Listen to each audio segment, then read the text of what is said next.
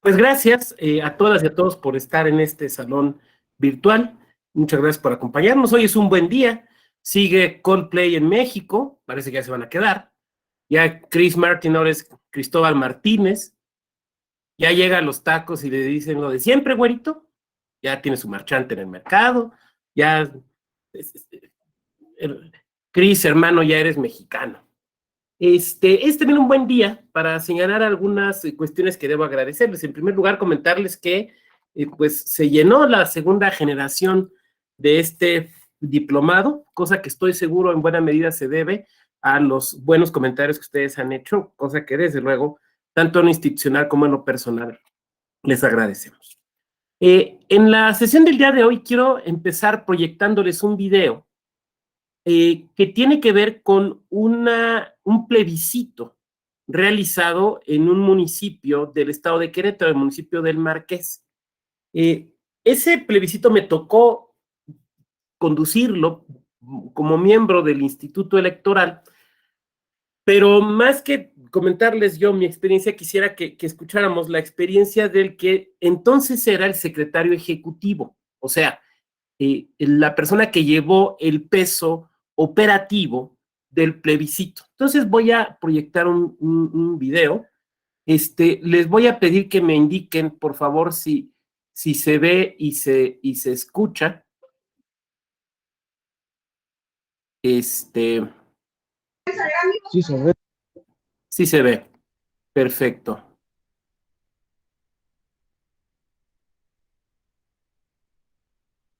Debe de empezar el audio en un momento.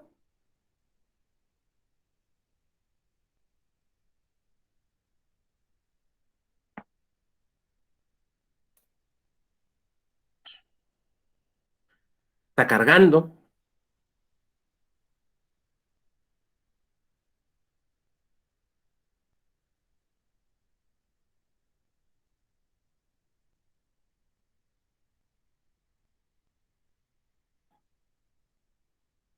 A ver.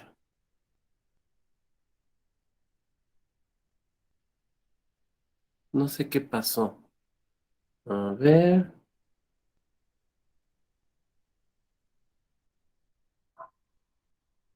Es que no quiero que lo veamos todos, no tiene caso.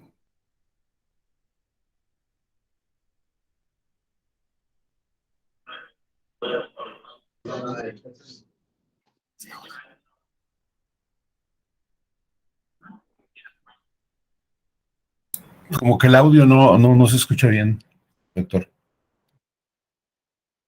¿No se escucha bien? No, bueno, yo no lo escucho bien. No se escucha nada. Se escucha muy quieto.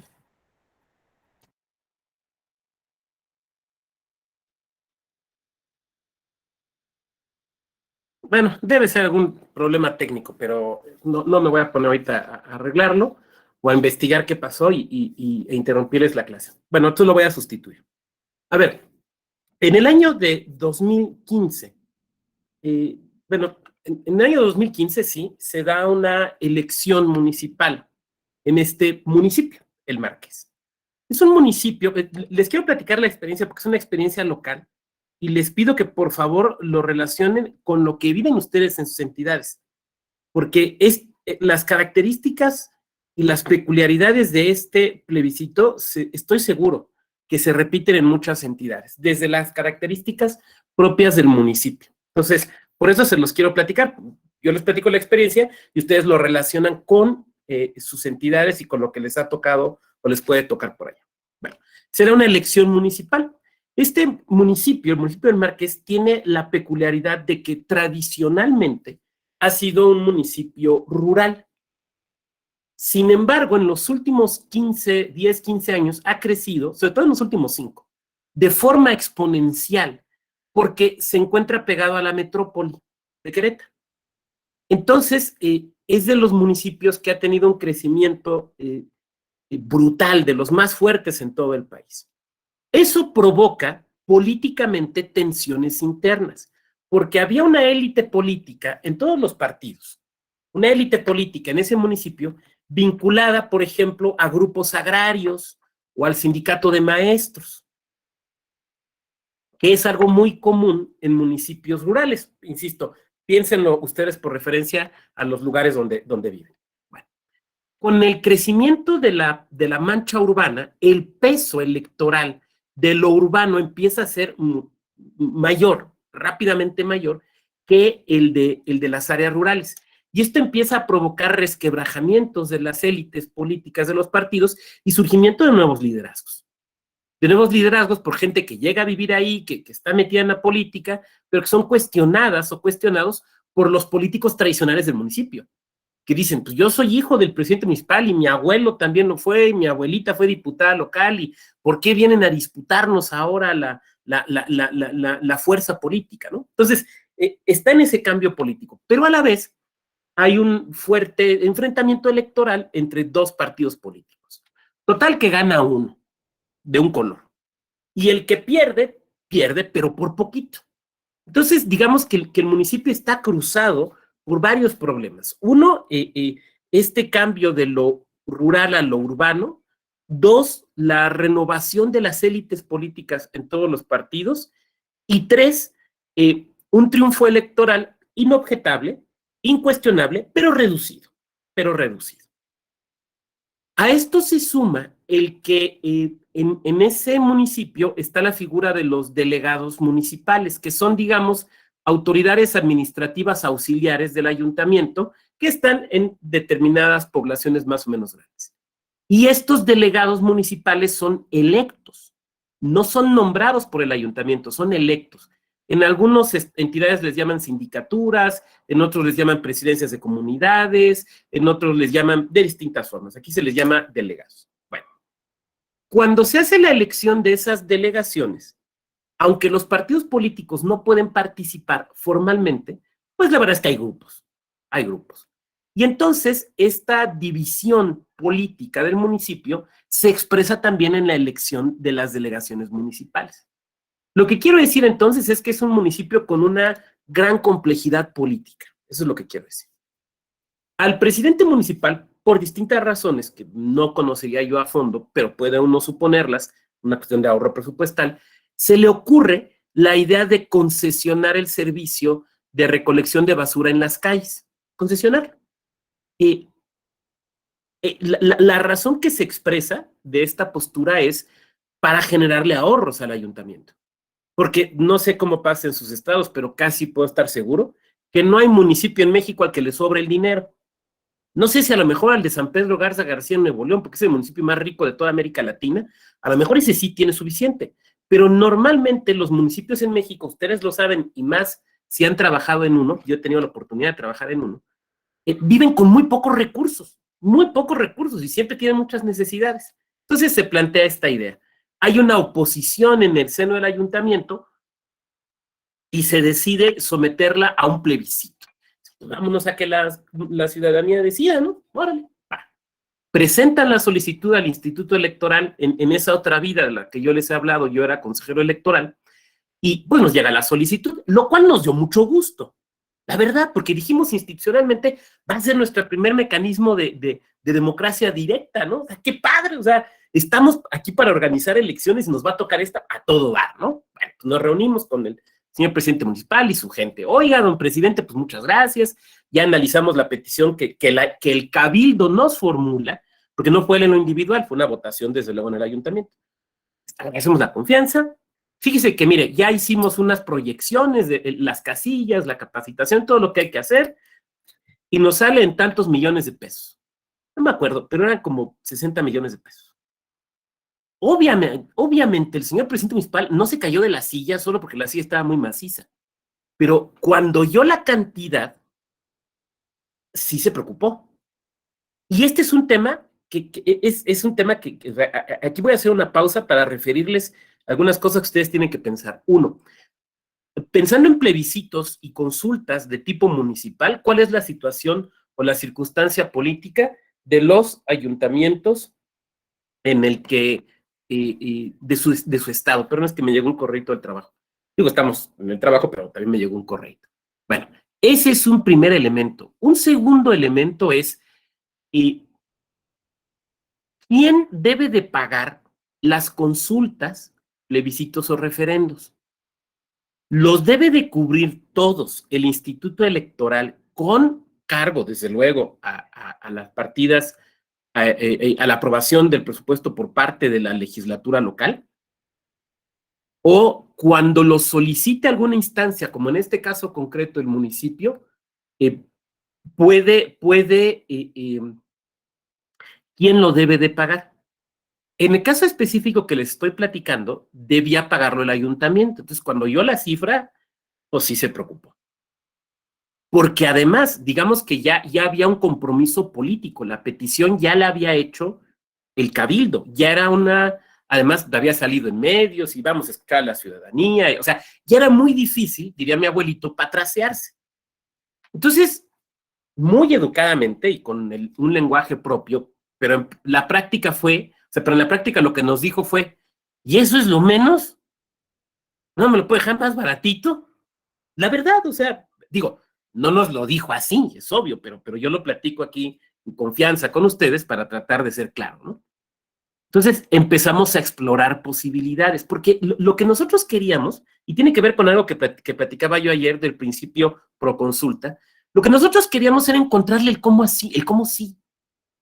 O sea, no el cómo no, no cómo lo obstaculizamos, no cómo conseguimos que desistan, no, ¿cómo lo hacemos? Vamos a hacerlo, ¿cómo le hacemos para hacerlo? Entonces empezamos a explorar posibilidades. Y una posibilidad para reducir significativamente los costos, no me acuerdo ahorita de las cantidades, pero sí se reducía muy significativamente, era el usar urnas electrónicas. Entonces te lanzo otra pregunta. ¿Tu legislación te permite en las consultas el uso de urnas electrónicas? Porque, ojo, en materia electoral, formalmente de democracia representativa, y por eso ustedes llevaron un módulo sobre figuras de la democracia representativa, el uso de urna electrónica está regulado por el INE.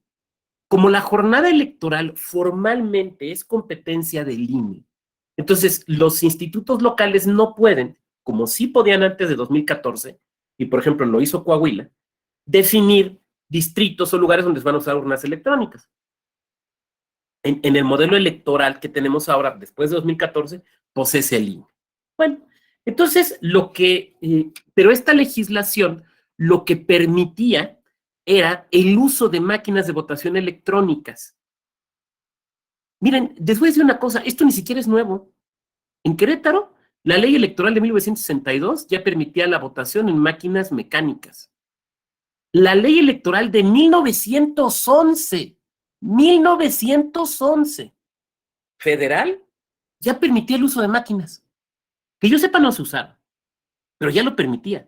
Las máquinas se usan para votar desde finales del siglo XIX. O sea que si alguno de ustedes está haciendo ahorita un proyecto de ley para votación electrónica y le quiere poner, y con eso nos ponemos a la vanguardia 110 años después, no estás a la vanguardia, papá. O sea, no es vanguardia, perdón, no es vanguardia. Lo que pasa es que antes eran máquinas electrónicas, máquinas mecánicas, perdón, ahora se usan máquinas electrónicas. Pero entonces la legislación nos lo permitía. Entonces, analizando las distintas posibilidades de urnas electrónicas, como disponibilidad y cosas por el estilo, decidimos solicitar el apoyo del Instituto Electoral de Jalisco, que muy amablemente, don Guillermo Alcaraz Cross, en esto es su presidente, tomaron la decisión de apoyar. Entonces, bueno, pues vamos a usar sus urnas.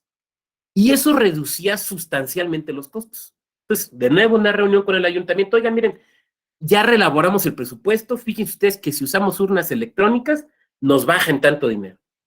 Muy significativamente. Y el señor presidente municipal se puso muy contento. Y el secretario, la secretaria de Planeación y Finanzas Municipal, más contento todavía. Pero obviamente nos preguntaban, oye, pero sí se puede usar. O sea, qué bueno que se reduzca el dinero, pero sí es válido, sí, jurídicamente, mira, aquí está el artículo, aquí está la ley, se permite, no hay bronca. Oiga, las urnas electrónicas son seguras, miren, son las de Jalisco, ya las han usado, tienen estos elementos de seguridad, vamos a hacer esto, no hay ningún problema. Órale, va, todo el mundo contento. Bueno, obviamente, si tú vas a usar las urnas electrónicas, lo primero que tienes que tener claro es si tu legislación te lo permite. Ese es un primer momento. Vamos a suponer que tu legislación te lo prohíba. O si te lo prohíbe, ya no hay mucho que hacer. Si tu legislación guarda silencio, entonces, o sea, no lo establece con precisión, o si deja abierta la puerta a que el órgano electoral administrativo lo defina, probablemente lo que tengas que hacer es un acuerdo previo donde establezcas que vas a usar urna electrónica. ¿Por qué previo? Para que des la oportunidad de que a quien no le parezca, por alguna razón, y no lo estoy diciendo en un sentido negativo, para nada, a quien no le parezca lo puede impugnar. Al impugnarlo, pues los tribunales puedan decidir con definitividad y con firmeza si se puede o no se puede. Entonces, si al final de la cadena impugnativa te dicen no se puede, ya tienes claridad que no se puede. Si al final de la cadena impugnativa te dice sí se puede, tú y los demás actores políticos y quienes solicitaron la consulta ya saben que sí se puede. O sea, lo que estoy tratando de decir es que no hay que tenerle miedo a las impugnaciones. Las impugnaciones en muchas ocasiones te sirven para depurar las decisiones y que sean firmes, sobre todo antes de empezar a hacer gastos. Entonces, no hay que tenerle miedo. Puede ser un acuerdo, que el acuerdo se impugne, que siga la cadena impugnativa, desde luego fúndalo y motívalo adecuadamente, o sea, hazlo bien, pues lo que quiero decir, pero que no te preocupe que se impugne, se va a depurar, eso es positivo. Se firma un convenio con el Instituto de Jalisco para cuestiones, por ejemplo, como el uso de la urna, contratamos un seguro, porque las urnas pues tienen un valor, cómo iba a ser el transporte, a partir de qué tiempo las íbamos a tener, por cuánto tiempo y demás. Y entre otras cosas, no solo era la urna, sino también era todo el software que se utiliza. Porque no nada más es la máquina como tal, que sí, pero es la máquina y todo el software que tú necesitas para tomar la información, los datos que son ceros y unos, y volverlos información inteligible. Necesitas todo el software. Se hizo el convenio, todo fluyó muy bien, y nos llevaron las urnas, bueno, fuimos por las urnas, las transportamos adecuadamente, y nos capacitaron también a nuestro personal. Se hicieron además varios ejercicios para conocer cómo funcionaban las urnas, que nosotros, que la gente del municipio, que la gente de los partidos, incluso hicimos algunos ejercicios frente a los periodistas y las periodistas para que vieran cómo funcionaba esta situación. Y de cada simulacro, pues, se solicitaban algunos ajustes. Por ejemplo, en el último simulacro se solicitó un ajuste a la hoja de resultados, porque nos iba a generar una hoja de resultados para circularla en el Consejo General y pues la queríamos de cierta manera y solamente con cierta información, no con otra, porque en ese momento no era relevante. Bueno, muy bien. Estas urnas tenían la posibilidad de transmitir la información, y es otra decisión que tú tienes que tomar. Bueno, cuando digo tú me refiero al órgano electoral. De transmitir la información por internet o guardarla en la máquina. Nosotros tomamos la decisión de que no se transmitiera, de que se guardara en el cerebro de la máquina y llegando, recogiéndose la urna electrónica por parte del personal del instituto, llegando al instituto, se extraía la información y se guardaba con este sistema del que yo ya he hablado. ¿Por qué tomamos esa decisión? Bueno, por dos razones fundamentales. La primera porque aunque no hubo grandes objeciones al uso de urna electrónica, sabemos que pues es algo que a mucha gente le genera ciertos problemas. Sobre todo le genera dudas la posibilidad de que las hackeen. Entonces lo que nosotros dijimos fue, no se preocupe usted, no va a estar conectada a internet. Va a funcionar como las de Brasil, nomás va a guardar la información en algo que, si no me equivoco, los informáticos, las informáticas le llaman máquina tonta. Máquina tonta porque lo único que hace es guardar la información y hacer operaciones básicas, de sumas, por ejemplo, ¿no? Y por otra parte porque, la verdad, aunque es un municipio conurbado, no todo México es territorio Telcel. Entonces había lugares donde no podíamos garantizar adecuadamente, no se nos podía garantizar al instituto adecuadamente la provisión del servicio de internet. Entonces, imagínate tener después que andar explicando por qué una urna se conectaba y se desconectaba y por qué un técnico tuvo que ir. Y es empezar a abrir espacios a la duda donde no debe de haberlos. Entonces la decisión fue, no vamos a transmitir información. Se va a quedar ahí guardadita. Que insisto, es otro elemento que el órgano electoral tiene que decidir. Y tiene que decidir con antelación y tiene que dejar muy claro. Por eso estoy platicando esto, porque es platicar a partir de la experiencia, no solamente lo que dice la ley, sino otros cuidados que tenemos que tomar. Decidimos instalar no todas las casillas, sino lo que le llamamos centros de votación, privilegiando desde luego las escuelas. Y una cosa que hicimos fue una campaña de difusión. Esta campaña de difusión, como era municipal, tenía que ser distinta de las campañas nacionales. Por ejemplo, para la campaña del domingo, para la revocatoria del domingo, pues el INE ha hecho uso de sus tiempos en radio y televisión, lo cual se entiende porque es un evento nacional. Pero en lo municipal tú tienes que atender a las peculiaridades del municipio. Entonces, por ejemplo, a nosotros nos funcionaba el perifoneo. O por ejemplo, también teníamos un calendario de los mercados. Ya ven que en las comunidades hay días de mercado. Entonces teníamos el calendario de mercados por comunidades. Nos íbamos a volantear. Entonces, el día del mercado en la comunidad de San Jacinto, por poner un ejemplo, era el jueves. Pues el jueves a volantear. Y el jueves ahí andaba el perifoneo. Porque no solamente era que la gente de la comunidad salía de sus casas, sino que también la gente de las rancherías o los villorios cercanos iban a la comunidad. Entonces era un muy buen día como para hacer este tipo de difusión. Entonces, por ejemplo, hicimos ese tipo de cosas, aparte del radio, obviamente, y las entrevistas y todo esto, pero estoy hablando yo ya de una promoción muy focalizada. Otra cosa que hicimos y que condujo el secretario ejecutivo, el que salió en el video, pero que no se pudo oír, que ahora es el consejero Carlos Seguiarte, fue mesas de discusión, así como un poquito como las que ahora hace el INE. Entonces, hicimos mesas de discusión con argumentos a favor y en contra. Entonces, pues se inscribía quien quería hablar a favor, se inscribía quien quería hablar en contra. Y entre los que hablaban en contra, por ejemplo, estaba el candidato perdedor. Yo les dije hace unos momentos que en ese municipio acababa de haber elecciones y el que perdió por poquito. Entonces, este candidato y su gente estaban en contra de la idea de la concesión.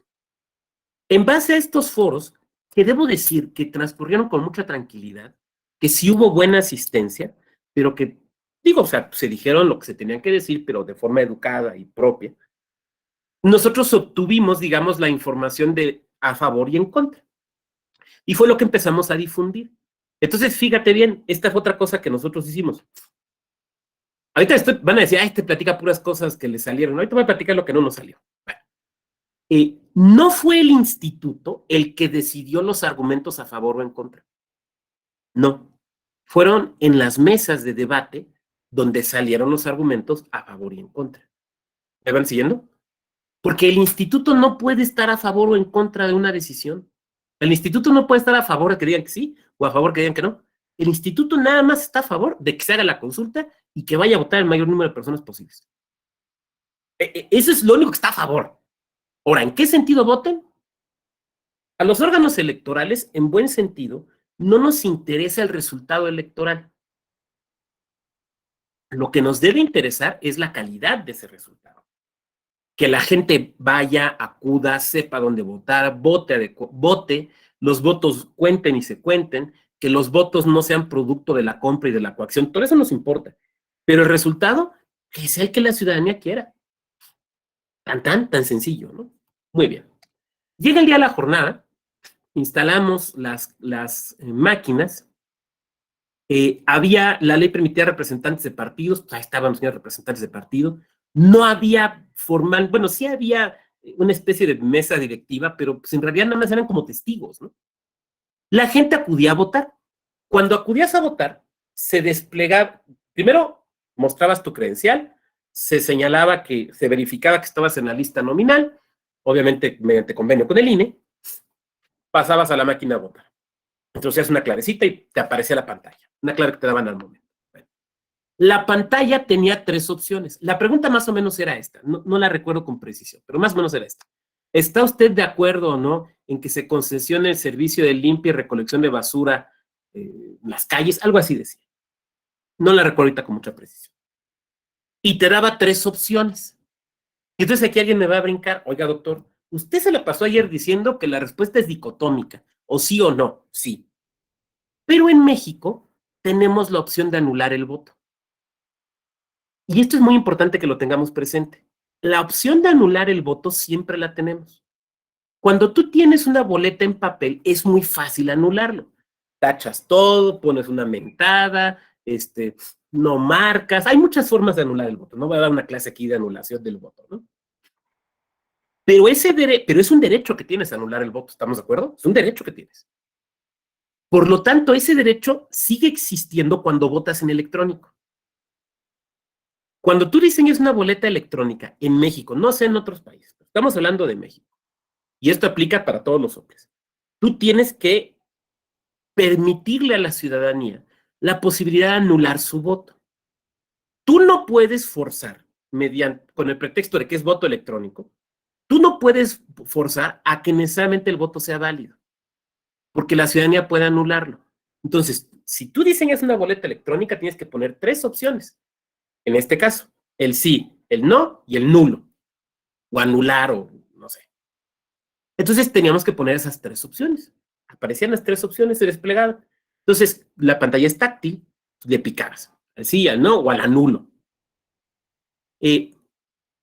Alguien me dirá, oiga, pero si quería poner un mensaje, bueno, pues sí, eso sí ya no se puede. Ay, perdón, pero la posibilidad de anular. Salud. Gracias, ya que hacías esto, la pantalla te desplegaba y te decía, usted votó sí o no o nulo. ¿Está usted de acuerdo? Ya le volvías a sí o no. Si le picabas que no, pues te regresaba a la pantalla anterior. Si le picabas que sí, entonces pasaban 2 cosas. Tu voto se registraba, y fíjense lo que acabo de decir, tu voto se registraba en el cerebro de la máquina y junto a la pantallita, digamos aquí donde está la pantalla de la computadora, aquí junto, había una especie de impresora, bueno, una impresora, como las de los cajeros, que en una cinta de papel, como la de los cajeros, te ponía el sentido de tu voto y la sostenía unos segundos para que tú vieras que si era concorde con lo que se había anotado en la computadora y se había quedado en el cerebro. Se cortaba ese papelito y caía dentro de una cajita dentro de la propia urna electrónica. O sea, tú no te lo llevabas. Es un testigo del voto que se queda guardado para efectos de auditoría. Pero además, ese testigo era muy importante porque alguien podía quejarse y decir, yo voté no y en el papelito me salió sí. ¿Se van que sea un capítulo de Los Simpson, ¿no? Que Homero va a votar por un presidente en una máquina electrónica y creo que dice Obama, ¿no? Y gracias por votar por McCain. No, yo voté Obama, gracias por volver a votar por McCain. Para que no pase eso, sale ese testigo y se guarda. Que es un mecanismo que se usa también, por ejemplo, en las urnas de Venezuela. Y aquí ya he hablado de Estados Unidos, de Brasil, de Bolivia y de Venezuela. He hablado de varios, y de Suiza. Ya hemos hablado de varios lados. El único incidente en la jornada es que una máquina se apagó, digamos, dejó de funcionar. Estas máquinas contaban, no sé si hayan hecho alguna adecuación, con una pila que funcionaba durante varias horas. Entonces, incluso aunque se fuera la electricidad, en principio seguían funcionando. Esta máquina dejó de funcionar. Se descompuso por alguna razón. Entonces, se levanta un acta de oficialía electoral, se hace constar lo que sucedió, se lleva la máquina a las oficinas del instituto, se sustituye la misma por otra, la máquina se echa a andar en las oficinas del instituto y se genera el acta de los resultados que tenía hasta el momento en el que dejó de funcionar, que se van a sumar, obviamente, a los resultados de la urna que se llevó cuando se descompuso la primera. Bueno, al final de la jornada electoral, el presidente o la presidenta Casilla introducía una clave y lo que hacía la máquina era hacer la sumatoria. Tantas personas votaron y tales fueron los resultados. O sea, te generaba el acta de resultados. O sea, una es el acta de casilla. Esa pues, había que levantar la mano, ¿no? Pero el acta de resultados es la que ya no tenías que hacer. Entonces, fíjate, y quitas todos los problemas de la discusión sobre la validez del voto. Todos. Ya no hay discusión. Primero, porque es en electrónico, el voto. Segundo, o sea, ya no tienes que discutir si es válido o no es válido. No, si la ciudadanía quiere anular, le pica anular y se acabó. Segunda, ya te da los resultados, ya no hay errores, ya no debe haber errores en el cómputo. Muy rápido. Se recogieron las máquinas, no hubo, insisto, incidentes, se recogieron las máquinas, todo iba fluyendo muy bien. Llegan al instituto y entonces el personal del área empieza a bajar la información de las máquinas. Lo que se hace no es borrar la información, sino, digamos, copiar, como si fuera una copia de respaldo. y se va concentrando en el sistema. Entonces, el sistema, el software que es propio de estas urnas, el software instalado en las máquinas del instituto, pues va haciendo las operaciones de sumatorias y demás. Bueno, permítame un segundito.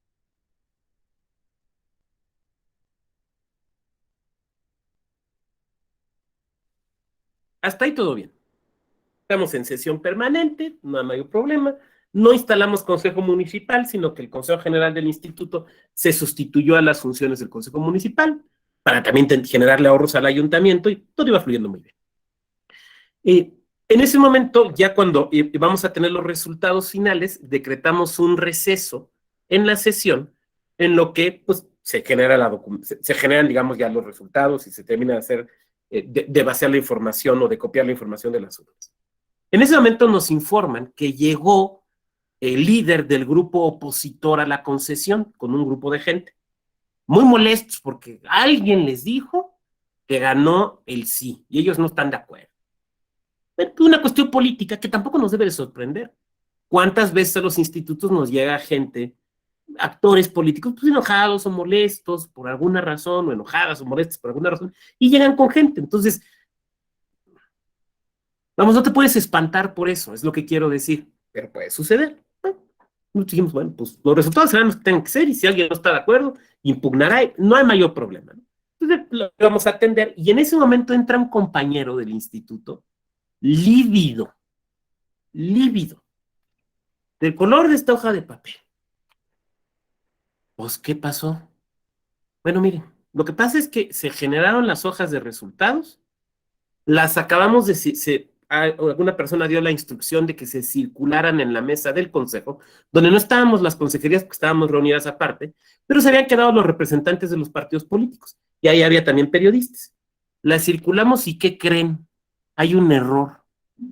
¿Cuál error? Pues es que en la columna donde dice sí, se pusieron los votos de que no, y en la columna donde dice no, se pusieron los votos de que sí. Y entonces yo busqué un puente para aventarme. No lo hice, pero ahí se me cayó el copete de Elvis Presley que yo tenía y quedé como quedé ahora. Obviamente fue una noticia terrible para nosotros.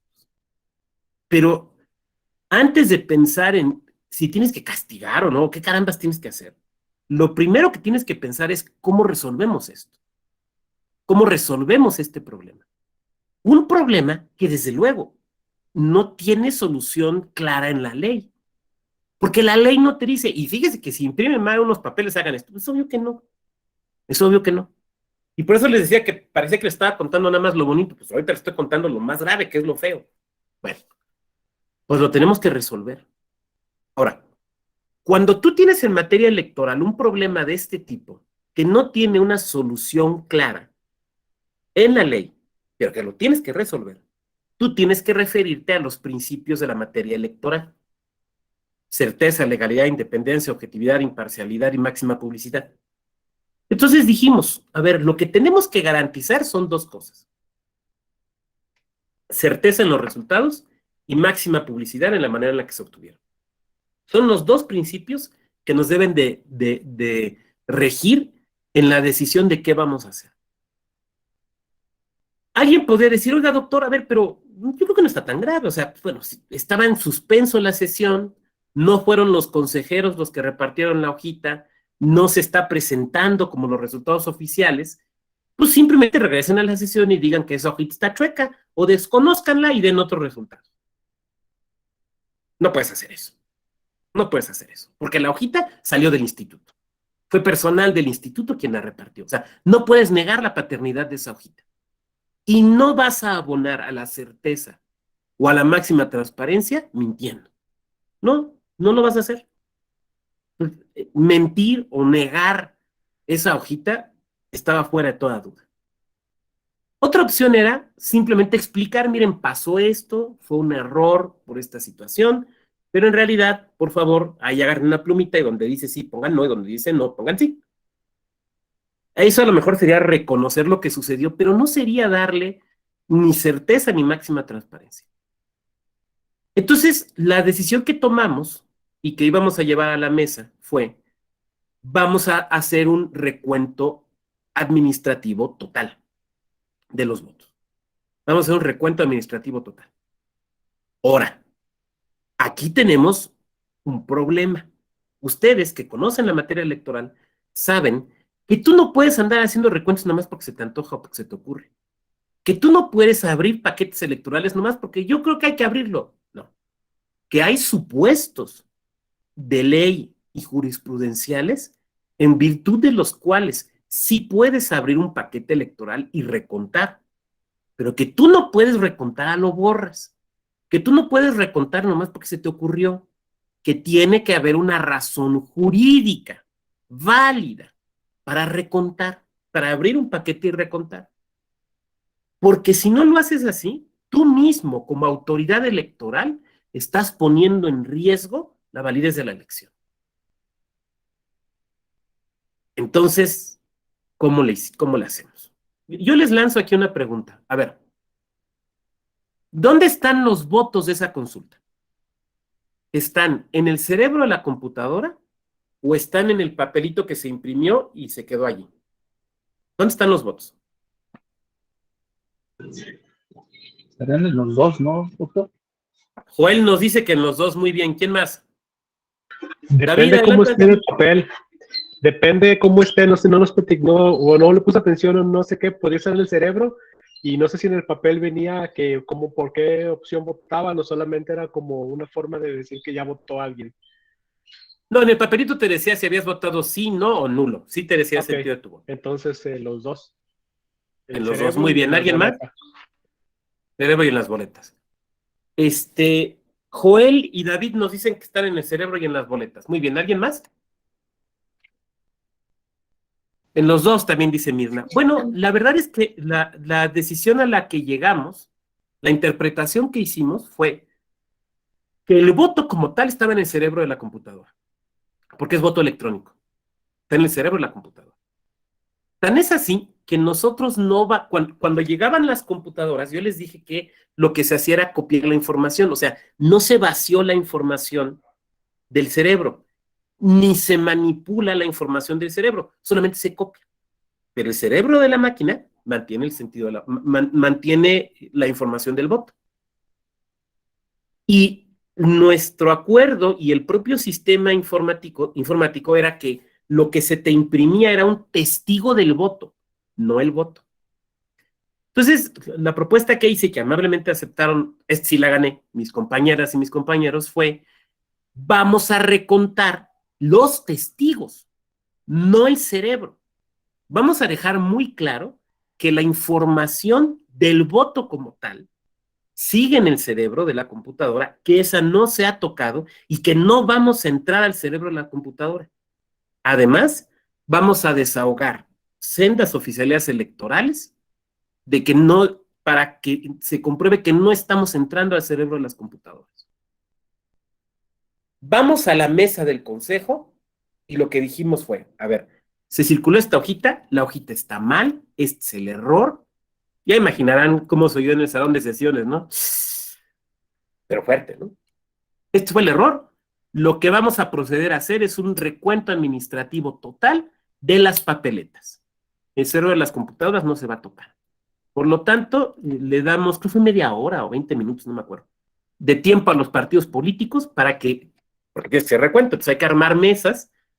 Éramos obviamente 7 consejerías, 6 mesas, el presidente, digamos, está dando de vueltas entre todas, y para que todos los partidos tengan representantes en todas las mesas.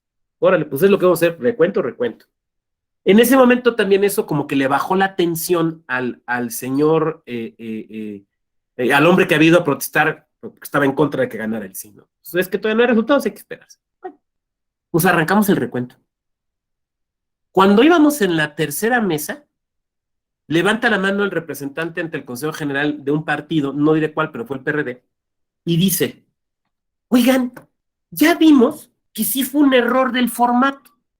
Ya vimos que en efecto, donde decía no iba al sí y viceversa, porque están saliendo los mismos resultados, ya nos quedó claro, pues vamos a dejarle allí, ¿no? O sea, no hay bronca, pues. Y los representantes de los demás partidos, sí, o sea, los partidos ya estaban de acuerdo. Los partidos ya no había bronca con ellos, aparentemente. Porque una cosa es lo que te dicen en sesión y otra cosa es lo que te impugnan, ¿eh? Pero bueno, digamos que en ese momento estaban todos de acuerdo. Y nosotros dijimos, ni más palomero, ordenamos recuento y acabamos el recuento. Y acabamos el recuento en la madrugada. De hecho, como a las 9 de la mañana. Acabamos el recuento total. Al final ya el único representante que estaba era el presidente de Morena en el estado, que era a la vez el representante del partido, y fue el único que se quedó todo el recorrido. Todo el recorrido estuvo acompañando, fue el único que se quedó a todo. Los resultados fueron absolutamente concordes con los de la tablita, nada más cambiando el sí por el no. ¿Digan? Dimos los resultados. La verdad es que la prensa sí nos señaló el error. No podían no hacerlo. Pero no hubo escarnio. No hubo escarnio. Y sobre todo hubo, ¿cómo decirlo así? El hecho de que decidimos hacer el recuento total dio mucha tranquilidad. Porque se hizo en público, porque es una sesión pública, entonces, pues el periodista que quiso estar, periodista que estuvo allí, y ya ven que ahora también se estila esto de que haces transmisiones en vivo, ¿no? Tomas video, fotos, adelante, lo que quieran. ¿Cuál es la bronca? ¿Por qué tendría uno que decir que no? Es que es incómodo, ¿no? Pues para incómodo, pues ahí está con la cámara. Si no te deja hacer algo, pues oye, dame tanto chance, ¿no? Pero ¿cuál es la razón para negarlo, no? Entonces vieron que hubo transparencia, que se asumía el error, se corregía el error y no se ocultaba. Porque si se oculta, lo que se oculta es de lo que hay que sospechar, ¿no? O sea, lo que no es público es lo que se debe de sospechar. Salieron los resultados, ganó el no. Obvio, eso tranquilizó a los que estaban en contra, pero también el ayuntamiento lo aceptó. O sea, el presidente municipal y su mayoría no la hicieron cardíaca, porque al final de cuentas habían ganado en el sentido de que dijeron, vamos a consultar, y se hizo la consulta, ¿no? El porcentaje de votación fue bajo. Si la memoria no me falla, entre el 6 y el 8%. Sí fue bajo. Pero tiene que ver con algo que ya he comentado en otras ocasiones y creo que lo dije ayer. A ver, no podemos esperar que en el primer ejercicio de democracia participativa vote todo el mundo. O sea, a ver, se aprende a ser demócrata ejecutando la democracia, haciendo democracia. No se nace siendo demócrata. Entonces, bueno, pues hay que hacer las cosas. Y eso dio mucha tranquilidad. Nosotros dijimos, bueno, pues hay que esperar a ver si nos impugnan. Había que resguardar las computadoras, obviamente, insisto, con la información en el cerebro, a ver si nos impugnan, ¿no? No hubo impugnación. No hubo impugnación. Ni ante el Tribunal Electoral local, ni desde luego ante el Tribunal Electoral del Poder Judicial de la Federación. Fue un proceso raro, porque no se judicializó. Ya ven que ahora todos los asuntos en materia electoral se judicializan, y no digo que esté mal, ¿eh? Para nada me parece criticable. Yo mismo hace rato dije que a veces las impugnaciones te ayudan a depurar. Pero no se judicializó. Y entonces, pasó, y no hubo mayor problema. Obviamente tuvimos que investigar qué fue lo que pasó. Bueno, lo que pasó tiene que ver con algo que les narré también yo hace un momento. Yo les dije que hicimos simulacros y que en el último simulacro se pidió un ajuste en la hoja de resultados. La hoja de resultados fue la que se circuló mal en esa noche. Lo que pasó fue que al momento de ejecutar los ajustes en el programa, porque a ver, para que la hoja de resultados te arroje las columnas que tú quieres, tú tienes que programar. No me pregunten cómo, porque no soy programador, pero sé que se tiene que programar. El chiste es que al hacer la programación, algo movieron, y entonces por eso salieron invertidas las columnas. Y ya no verificaron, ya no se verificó eso. Eso fue lo que pasó. Por eso la hoja salió chueca. A final de cuentas, entonces, esa fue nuestra experiencia con ese plebiscito. Después ejecutamos otros medios de participación ciudadana, pero estoy hablando específicamente de esto. La verdad es que a mí me pareció un ejercicio muy interesante y que yo les comparto tanto lo bueno como lo malo. Se los comparto por aquello que les pueda servir a ustedes para la ejecución de este tipo de instrumentos y también pues para las cosas que hay que observar, si nuestra ley local nos permite si es factible también presupuestal y técnicamente hablando.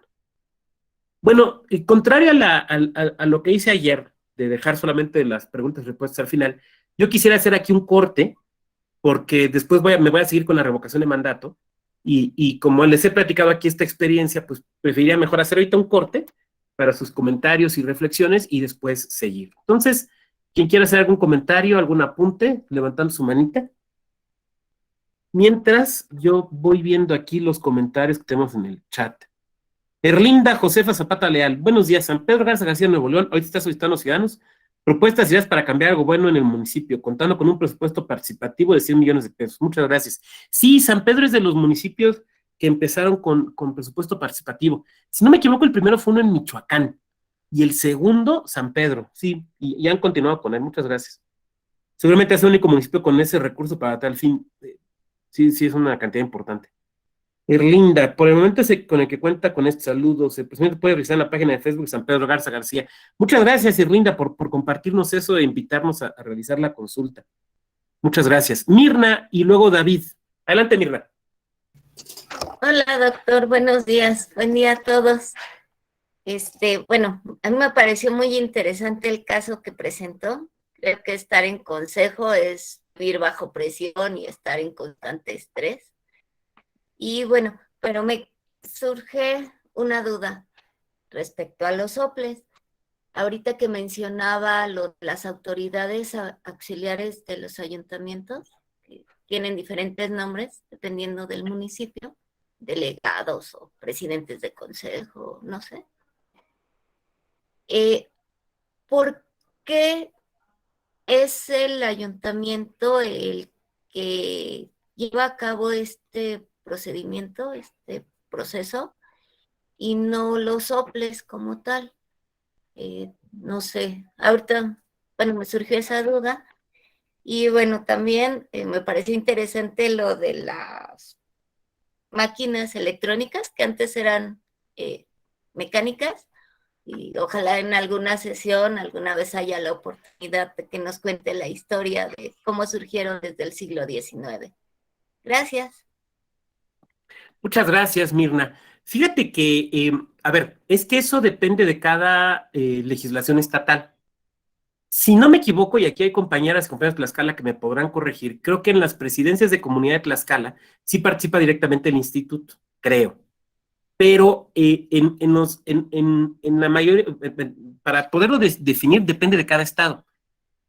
Varios estados lo que hacen es que señalan que esta función de delegado, subdelegado, presidente de comunidad o sindicatura, como se le llame, no es una autoridad auxiliar, no un representante popular, y por lo tanto no está sujeto a elección popular. En otros sí, y normalmente, pero insisto, hay que revisar la legislación municipal de cada entidad, normalmente el encargado de esas elecciones es el ayuntamiento. Lo que sucede en varias entidades es que el ayuntamiento celebra convenios con el Instituto Electoral local para efecto de ejecutar estas elecciones. No tanto para que las haga el instituto, sino para que el instituto les asesore o les ayude. Por eso hay institutos que tienen, digamos, reglamentos modelo de elecciones submunicipales. Entonces, cuando llega el ayuntamiento, un ayuntamiento de una entidad, de un municipio con este instituto hipotético del que estoy hablando, oye, quiero que me ayudes, sí, mira, pues a ver, aquí está este reglamento, ¿no? Y normalmente lo que siempre piden los institutos en esos casos es que se respeten los principios de la materia electoral: certeza, legalidad, independencia, imparcialidad, objetividad, los principios de las elecciones libres, periódicas libres y periódicas, los principios del voto, libre, personal, directo, intransferible, secreto. Entonces, por eso funciona así, eso depende de cada entidad. Y con lo de las máquinas, fíjate que es muy interesante. Sí, existieron máquinas mecánicas. Lo que pasa es que las operaciones que realizan son operaciones muy sencillas. Simplemente son de sumas, son operaciones meramente aritméticas. Entonces, la verdad es que, vamos, puestos a pensar en eso, el cerebro de cualquier teléfono celular inteligente estaría sobrado para hacer una urna electrónica. El problema está más bien en otros lados, está en cuestiones de seguridad, en cuestiones de certeza y sobre todo en cuestiones de confiabilidad de la ciudadanía. Y muchas gracias, Mirna. Sigue David Antonio y luego Adolfo. Adelante, David. Perdón, gracias, buenos días. ¿Me escuchan? ¿Sí me escuchan? Sí, adelante. Gracias, perdón. Sí, gracias, doctor, por compartirnos la experiencia. Y se me hizo muy importante la mención de que se tiene que usar urnas electrónicas que se consideren máquinas tontas, porque si existe la posibilidad de que estén conectadas a un sistema de respaldo o algo que puede estar monitoreando en vivo en tiempo real, existe luego pues la filtración de información. Yo recuerdo que cuando yo estudiaba la carrera, en un proceso de estudiantil, prestaron unas electrónicas aquí en Coahuila.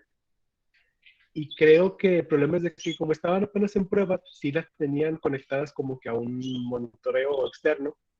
Y resulta que la gente se estaba dando cuenta cómo iban los resultados. Y eso que era una elección estudiantil. O sea, es un tanto problemático, un tanto curioso eso, porque veíamos esa situación que se puede dar. Pero sí me gustó mucho esa mención de que sea una máquina aislada que solamente se dedique ya al final a imprimir el resultado y guardar en el cerebro o en el medio magnético, en un medio magnético los resultados, porque pues luego está ese problema acerca de la secrecía del voto. Y algo que nos platicaba un consejero aquí en Coahuila, un consejero de un órgano local, decía que uno de los problemas de las urnas electrónicas era el principio de secrecía del voto, porque si había forma de vincular la persona que iba a votar con el sentido del voto, con el que iba a votar, para relacionar lo que era la hora con el folio de la boleta electrónica.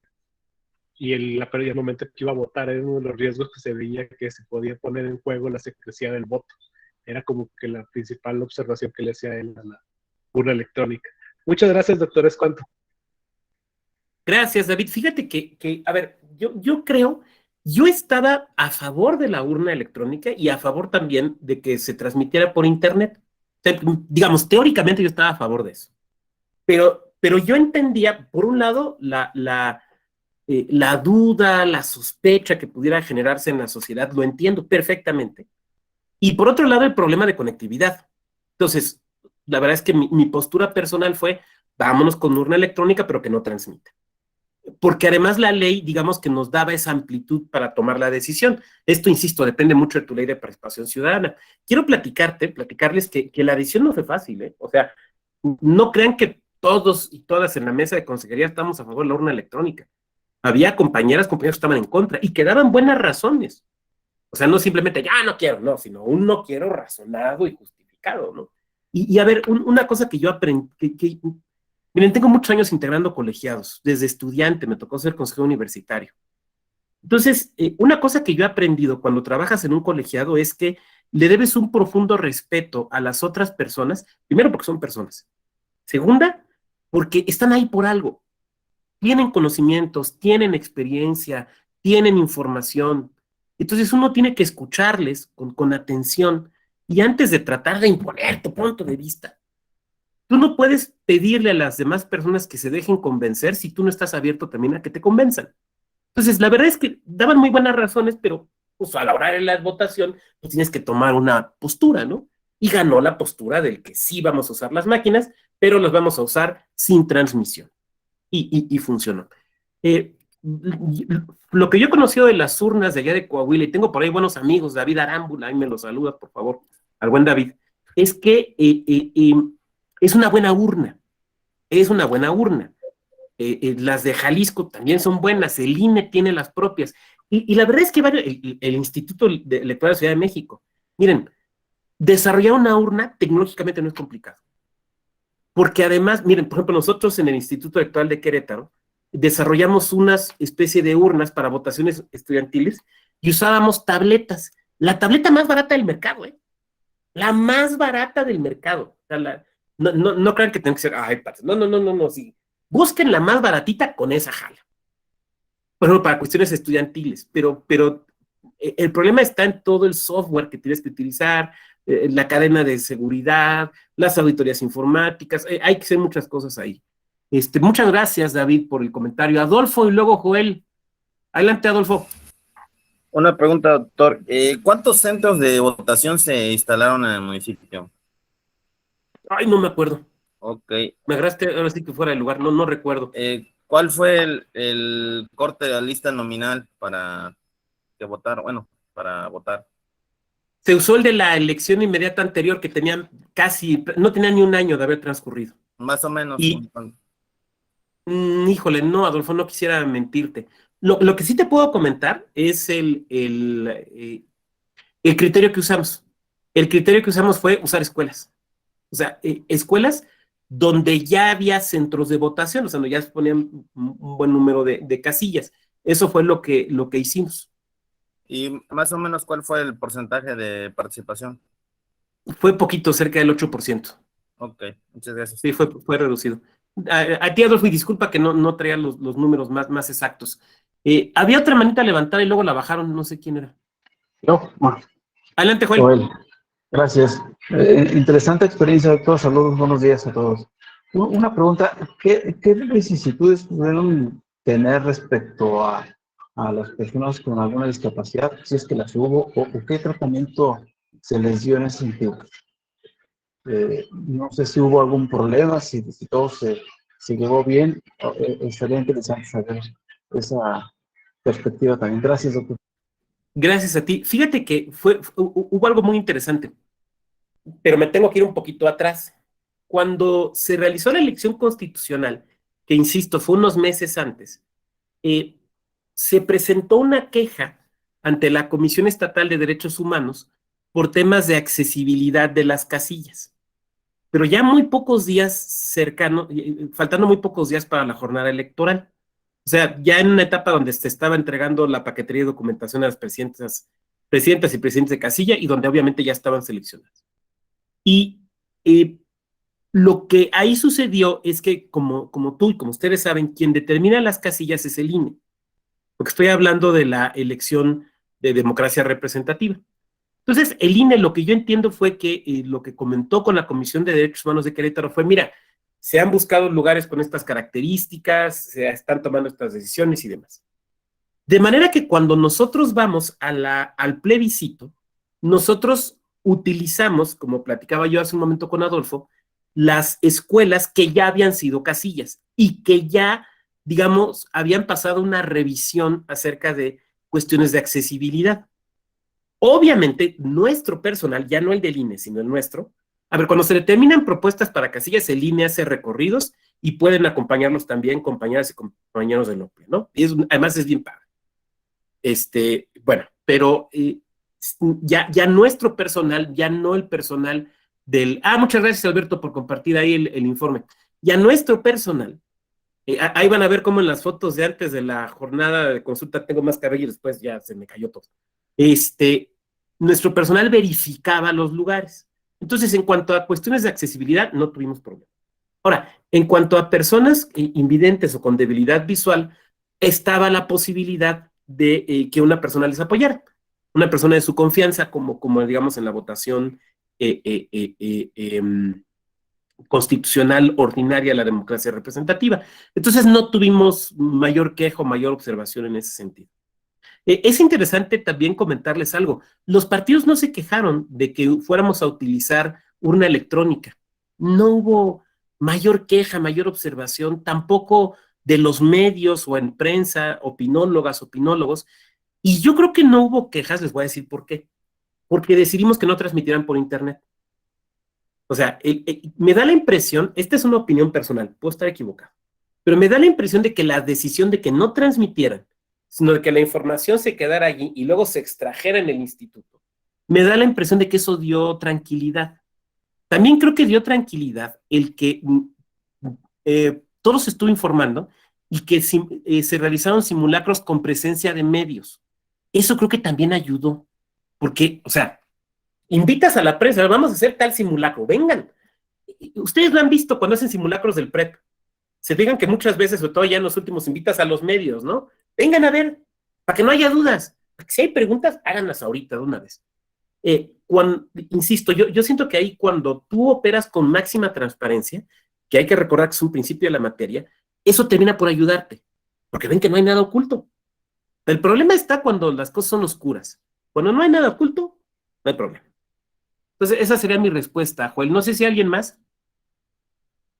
Yo se los pondría con un ejemplo tal vez un poco gráfico, ¿no? Pero en mi vida de consejero, se los comparto. Cuando entro de consejero, pues, yo había sido funcionario electoral por muchos años y había sido consejero distrital del IFE y todo, pero nunca había sido cabeza de un órgano.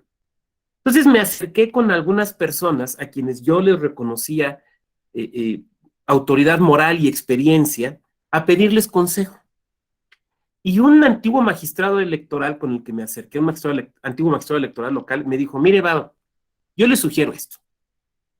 Usted reciba a todo mundo, escucha a todo mundo, pero jamás adelante su criterio. Jamás adelante su criterio. Escucha a todos, reciba a todos, pero jamás adelante su criterio. Y pues fue lo que hice. Pero lo que hacía es que recibía en la oficina. Y mi oficina siempre tenía las cortinas abiertas. De manera que podían ver yo con quién estaba. Es que el doctor va a estar con el representante de tal parte. Sí. Es que está con la presidenta. Es que sí. Y mañana está con fulano y antes estuvo con Perengana. ¿Cuál es la bronca?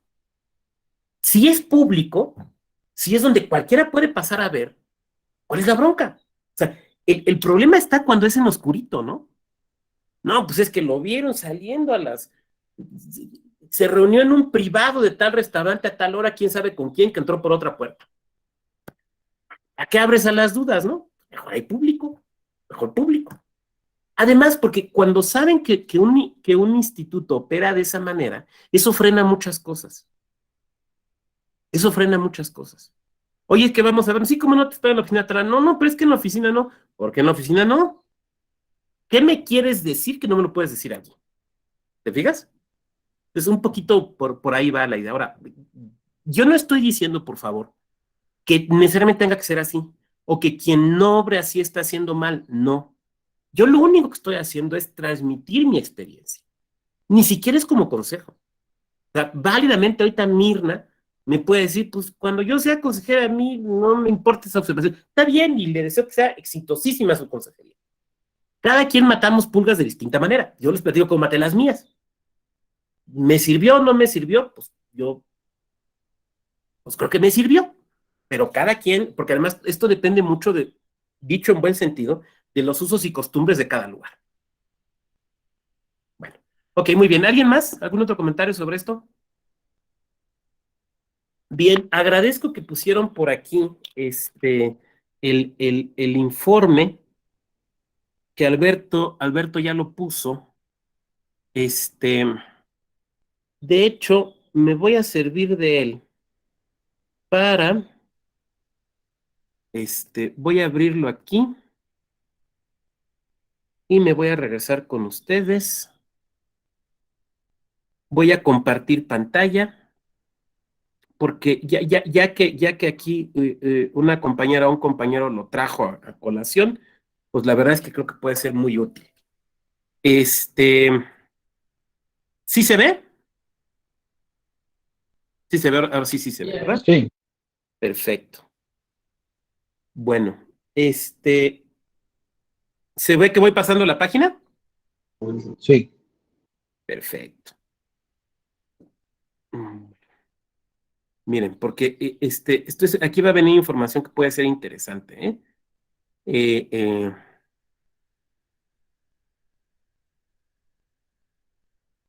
Van a decir, ¿cómo gastaron hojas? No, no se preocupen, no lo imprimimos. Entonces, fue nada más digital. Ah, miren, ahí está mi mensaje. Señor diálogo entre pueblos de autoridades que lejos de agotar en elecciones personales. Estoy de acuerdo con eso que dije. Luego lee uno lo que dijo y no está uno de acuerdo, pero sigo estando de acuerdo. Pero lo importante no es mi mensaje. Miren. Este es un listado de todas las decisiones jurídicas que se tomaron, de todos los acuerdos. Decidimos hacerlo así porque cada acuerdo es impugnable. ¿Estamos de acuerdo?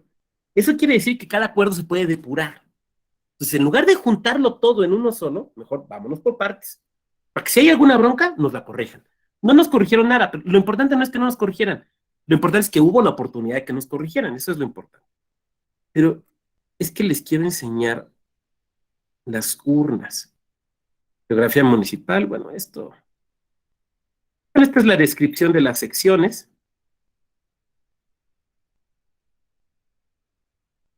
zonas de responsabilidad. Esto es muy técnico para la capacitación, digo, es muy interesante, pero miren, las urnitas. Ahí están. Ahí están las urnitas que usamos. Era la cuarta generación, igual y hoy ya tienen más, ¿eh? O sea, ya están en la quinta o en la sexta. Estas son las que usamos. Ustedes las puedan ver.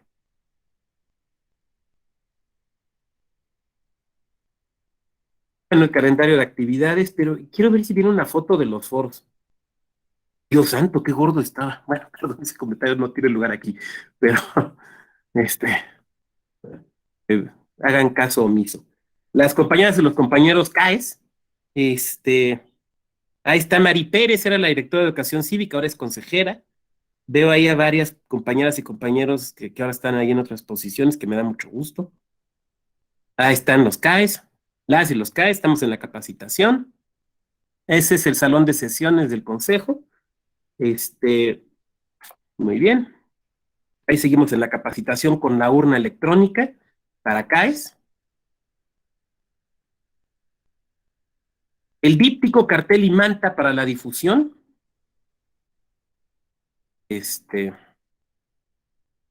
Bueno, es el día de la jornada. Ah, esta foto quería llegar a ella. Miren, esta foto es importante, les voy a decir por qué. Estas son las mesas de discusión que se armaron. A ver, cuando tú organizas una consulta, el órgano electoral no puede dar las razones del sí o el no, es la ciudadanía que está a favor o en contra. Entonces, para eso organizamos estas mesas. Esta mesa está en la foto, van a ver ustedes a la derecha está la que era la directora de Educación Cívica, que ahora es consejera, la consejera María Pérez, de hecho la presidenta del instituto. En medio está el que era el secretario ejecutivo, ahora consejero, Carlos Eguiarte, y a la izquierda de la pantalla está el que era director de organización, ahora también consejero. Les fue muy bien, porque pues, es gente capaz y profesional, la verdad. José Eugenio Plasencia Sarazúa. En ese entonces, o sea, ahora consejeros y consejera, incluso presidenta. Pero en ese entonces eran director de Educación Cívica, secretario ejecutivo y director de organización.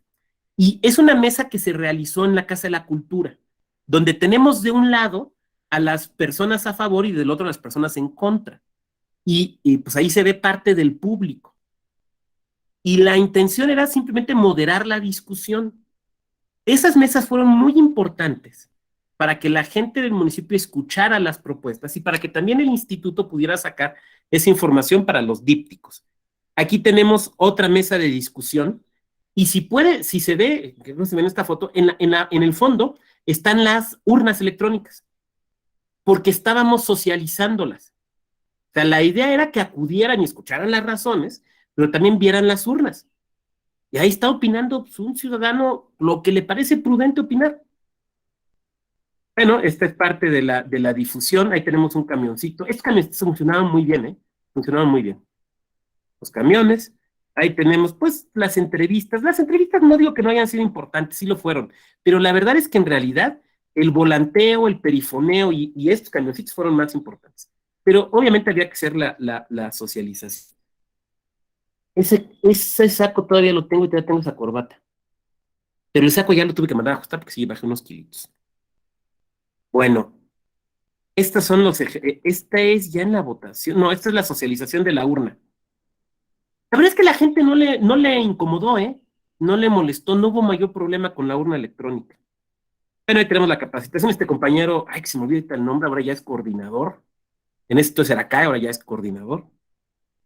Aquí estamos con el análisis de cómo se presentaban los funcionarios y demás. Fíjense, esta foto es importante porque del lado izquierdo están los representantes de los partidos. La primera compañera del Verde, el segundo del PT y el tercero del PRD. Entonces, no solamente con la ciudadanía, también con los partidos. La capacitación. Tuvimos observadores electorales, lo cual siempre es muy importante. Ok. Aquí está la documentación. La hojita de incidentes, la constancia de clausura de la casilla. Me van a decir, oiga, doctor, ¿están más sencillas que las de las elecciones constitucionales de democracia representativa? Sí, por la razón que yo platicaba ayer, son más sencillas. Cartel de resultados. El cartel para indicar dónde se iba a votar. A ver, aquí está. Que la gente supiera el no o el sí. Pero bueno, pues también ya decía yo que podían anular. Bueno, iniciamos la jornada. Ahí estamos todos muy serios. Ahí está el fiscal de la FEPADE, de la entonces FEPADE, el doctor Nieto, que hicieron operativo ese día, lo cual siempre es bueno porque inhibe. La presencia del funcionariado de mesa ya fue muy buena, el 96%. Ese es un buen porcentaje, ese es alto, ¿eh? Es importante. Aquí está, miren.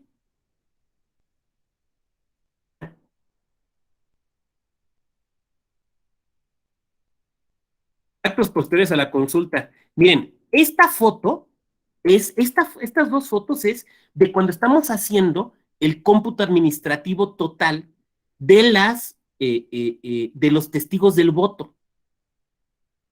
De hecho, fíjense, en la foto de la derecha,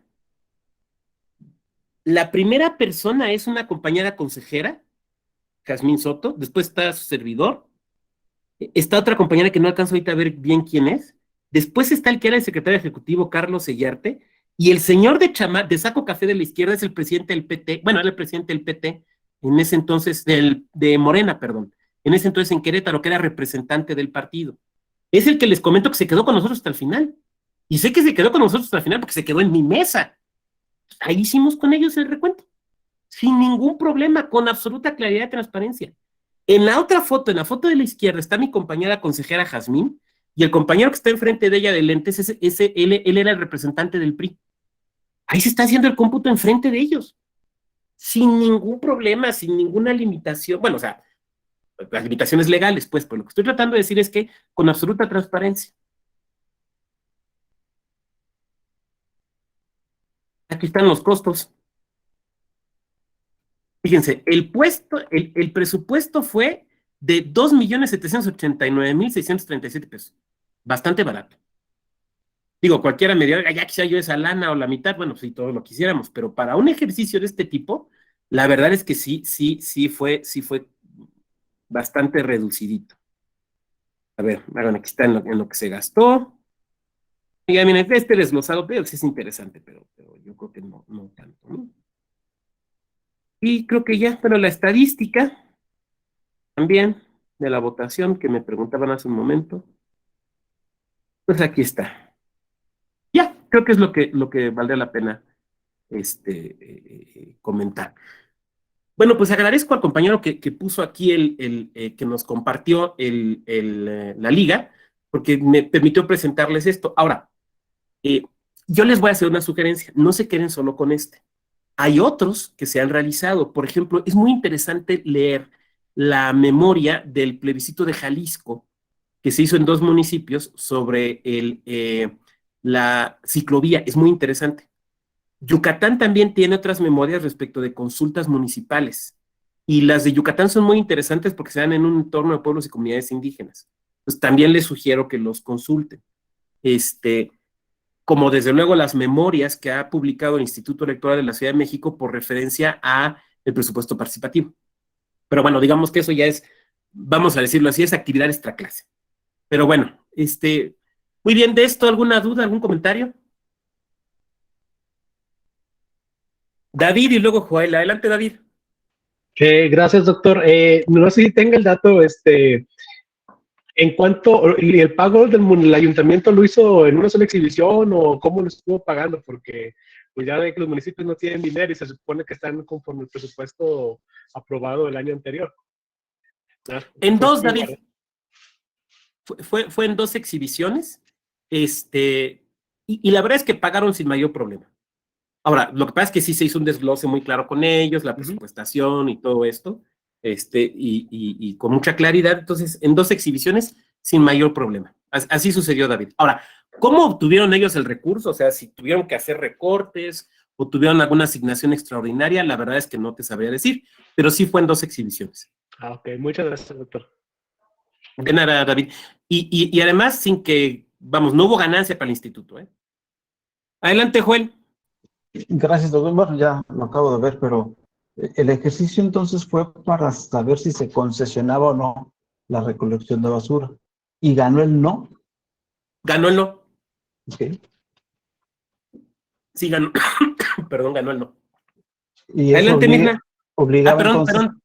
obligaba entonces a que el municipio tuviera que adquirir su propio equipo y los trabajadores para hacer el servicio. Es Fíjate que obligación del no, artículo 115 de la Constitución, pero me llama la atención.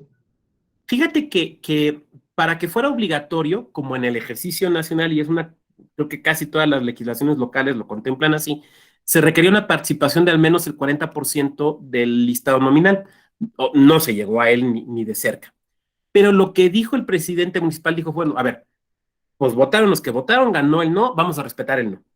Y el municipio ya tenía, o sea, ya ese servicio ya lo prestaba el municipio, no estaba preconcesionado, por llamarlo de alguna manera. Entonces ya lo tenía. Lo que sí tuvieron que hacer después, la verdad es que no sé cuál fue el costo, es que sí recuerdo que tuvieron que, por ejemplo, comprar nuevos camiones de recolección y cosas así.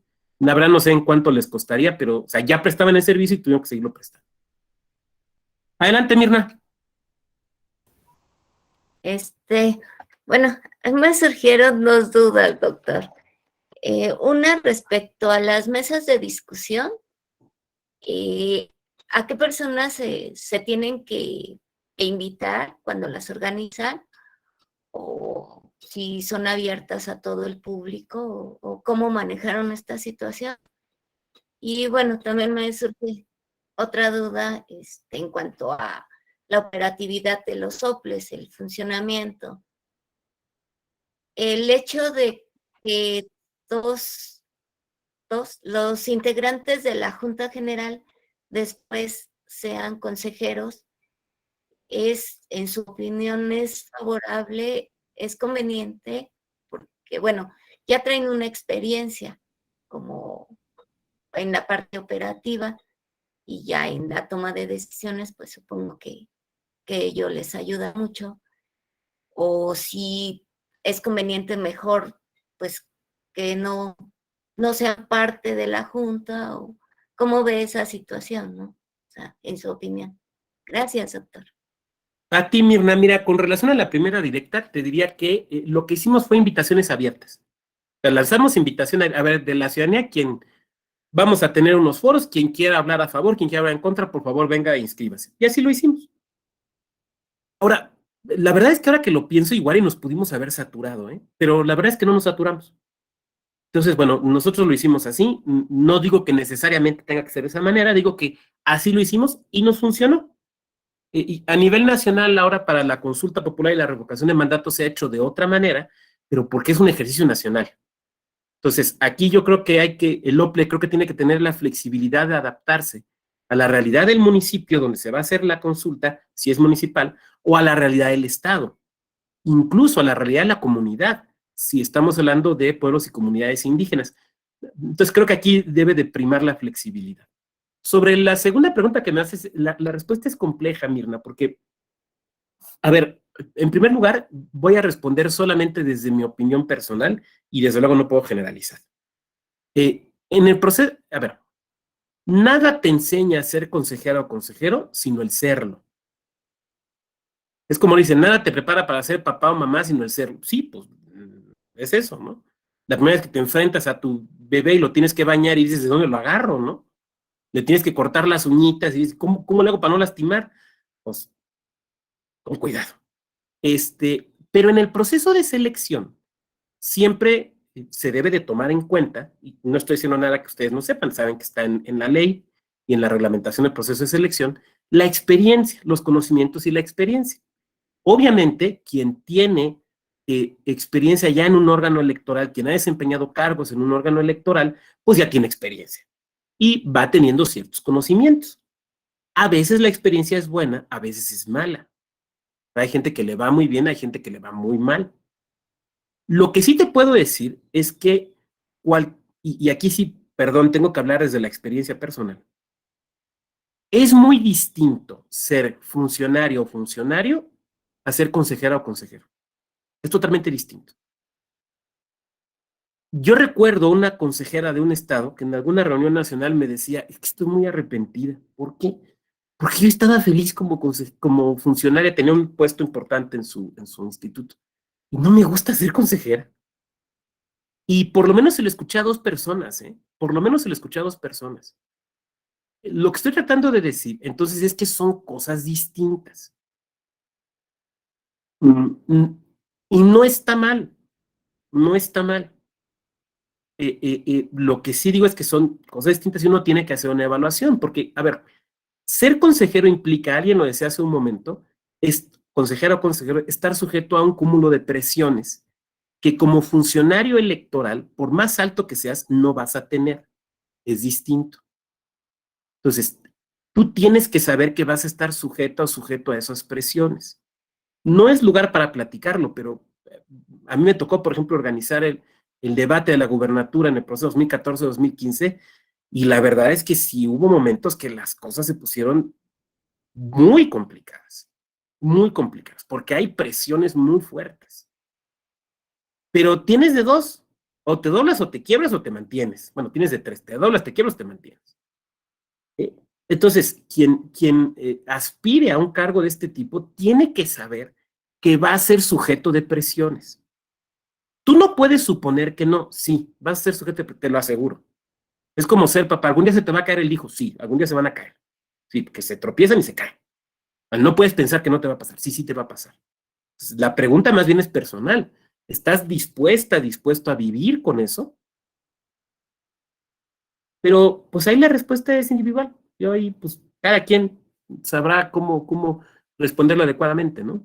Hay para quien la emoción es aventarse en un paracaídas desde un avión. Yo digo que eso lo hace mucha gente. Yo digo que, ¿quieres vivir emociones fuertes? Sé consejero el día de la jornada electoral con los partidos rugiéndote en la espalda. Esas sí son emociones fuertes. Y yo concluiré diciendo, cuando realizamos aquel debate, ya al final del debate, ya cuando estaba terminando, estaba yo recargado en una columna del lugar donde lo hicimos y sale una compañera y me dice, ¿cómo está, maestro? Y yo contesté, de esas veces que como que el filtro no te está funcionando bien, ¿no? Volteo con ella y le digo, esto me quitó años de vida. Y se lo dije en serio, ¿eh? Se lo dije en serio. Porque el sufrir presiones, sí es cierto, sí te quita años, o sea, la neta sí. Pero pues nos gusta la mala vida, Mirna. Nos andamos metidos en esto. Pero sí, son cosas que uno tiene que responderse, ¿no? Previamente. Bien, si no hubiera algún otro comentario, yo quisiera pasar ahora, pero creo que ya no hay preguntas, no. Pasar ahora a la revocación de mandato. Entonces, me voy a ir de nueva cuenta a la presentación. A ver, ¿por qué no me aparece? A ver, creo que ya me va a aparecer. A ver si es cierto. Ahí está. Ahí está. A ver, ahí está. Uy, es que me adelanté, perdón. A la revocación de mandato. A ver, lo primero que tienes que preguntarte es si en tu entidad existe la revocación de mandato. Ahora, no solo preguntarte si existe la revocación de mandato, sino también si está legislada. A ver, tenemos una ley federal de revocación de mandato y tenemos la revocación de mandato a nivel federal establecida para un cargo en específico, que es el de la presidencia de la República. No tenemos a nivel federal, mejor diríamos, en el ámbito federal, no tenemos prevista la revocación para otros cargos. No hay revocación de senadurías, no hay revocación de diputaciones federales, no la hay. Si debe haberla o no, esa es otra discusión. Lo único que estoy diciendo es que no la hay. Bueno, por tanto, la Ley Federal de Revocación de Mandato se ocupa única y exclusivamente de la revocación de presidencia de la República. Yo comentaba ayer que en materia de democracia participativa no tenemos leyes generales. Tampoco existe la obligación para las entidades de tener revocación de mandato, ni de tenerla para ciertos cargos sí y para otros no. O sea, aquí las legislaturas locales están totalmente con la autonomía y la independencia, pues la autonomía para decidir si la establecen o no. Entonces, la primera pregunta que tienes que responder, ya sé que le estoy dejando mucha tarea, pero la primera pregunta que tú tienes que responder es si en tu entidad existe la revocatoria de mandato o la revocación de mandato. La segunda es si está legislada. Yo recuerdo una constitución local que decía, en este estado hay consulta popular, referendo y revocación de mandatos, de mandato. Por cerca de 10 años, de hecho, poco más de 10 años, esa constitución local decía eso. Pero jamás se legisló. Jamás se legisló. Jamás tuvieron en ese periodo una ley que regulara el tema. Hasta que reformaron la constitución local y lo quitaron. Entonces, digamos, en un sentido muy técnico, muy formal, sí, sí tenemos revocación de mandato, pero en realidad no lo tenía. Eso tiene que ver con algo que yo les decía ayer cuando presentaba los datos internacionales.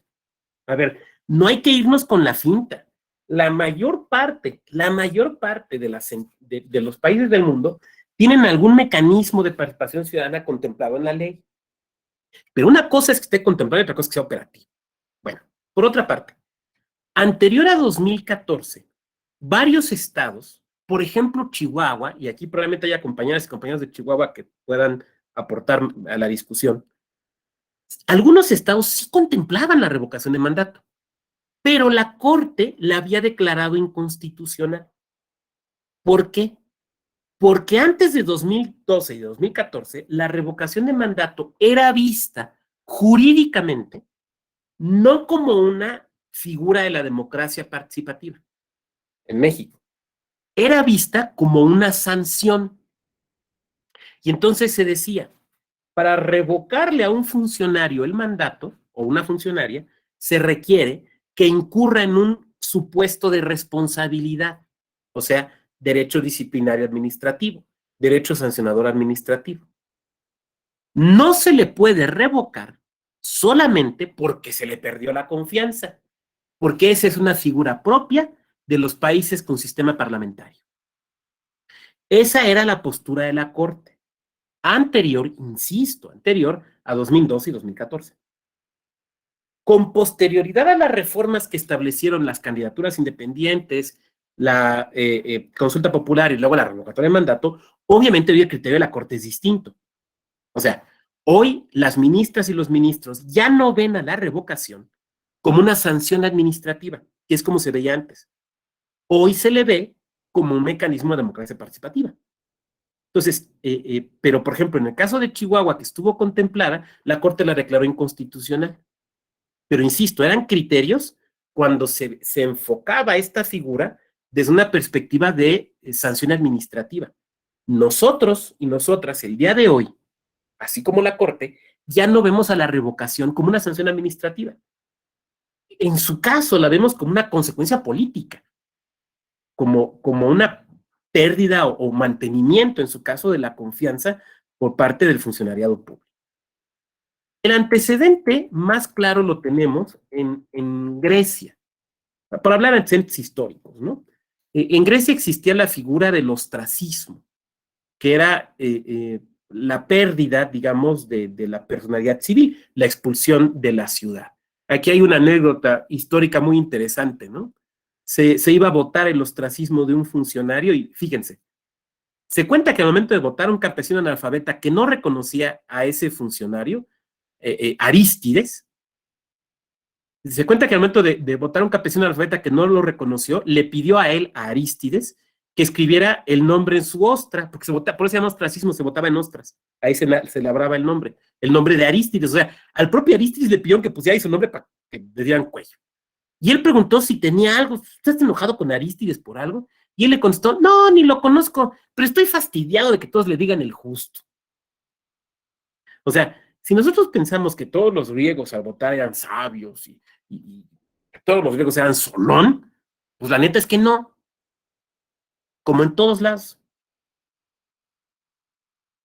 Pero eso se modificó después y se creó una figura que se llamaba esangelia, que consistía ya no en expulsar de la ciudad, sino nomás la revocación de mandato. O sea, decir, este ya no nos gusta, no lo vamos a correr, no lo vamos a castigar corriendo de la ciudad, simplemente el cargo que se te dio, véngase para acá de nuevo porque ya no confiamos en ti. Entonces, la revocación de mandato es una figura que nos viene desde los griegos. Tampoco lo inventamos en México. Así como el plebiscito y el referéndum nos llega de alguna manera desde los romanos, pues esto nos llega también desde los griegos. Ahora es probable que hayan existido en otros lugares. La revocación de mandato existe también, por ejemplo, en Suiza. Ahora, la realidad es que existe, pero no se usa. La última ocasión que se intentó poner esto en prueba fue en el año 2007, pero la verdad es que no existe en el ámbito federal suizo, existe en algunos cantones. Por cierto, con excepción de Berna, cantones poco poblados, una, y dos, prácticamente no se usa. Alguien de aquí me va a decir, pues no se supone que los suizos usan mucho la democracia directa. Sí, usan mucho la consulta, el plebiscito y el referendo. Hay casos muy interesantes hasta dentro de la perspectiva de derechos humanos. Pero la revocatoria de mandato, esa no la usan mucho, se esperan mejor a las elecciones. Ya lo habíamos platicado, que existe también en Estados Unidos, y aquí este dato es el que les platicaba yo ayer. En 2003, vi que hay varias manos, ahorita con gusto les cedo la palabra. En 2003 se somete a la revocatoria de mandato el gobernador demócrata de California, Gary Davis. Gary Davis pierde. Y en las elecciones que vienen después es donde eligen a Schwarzenegger.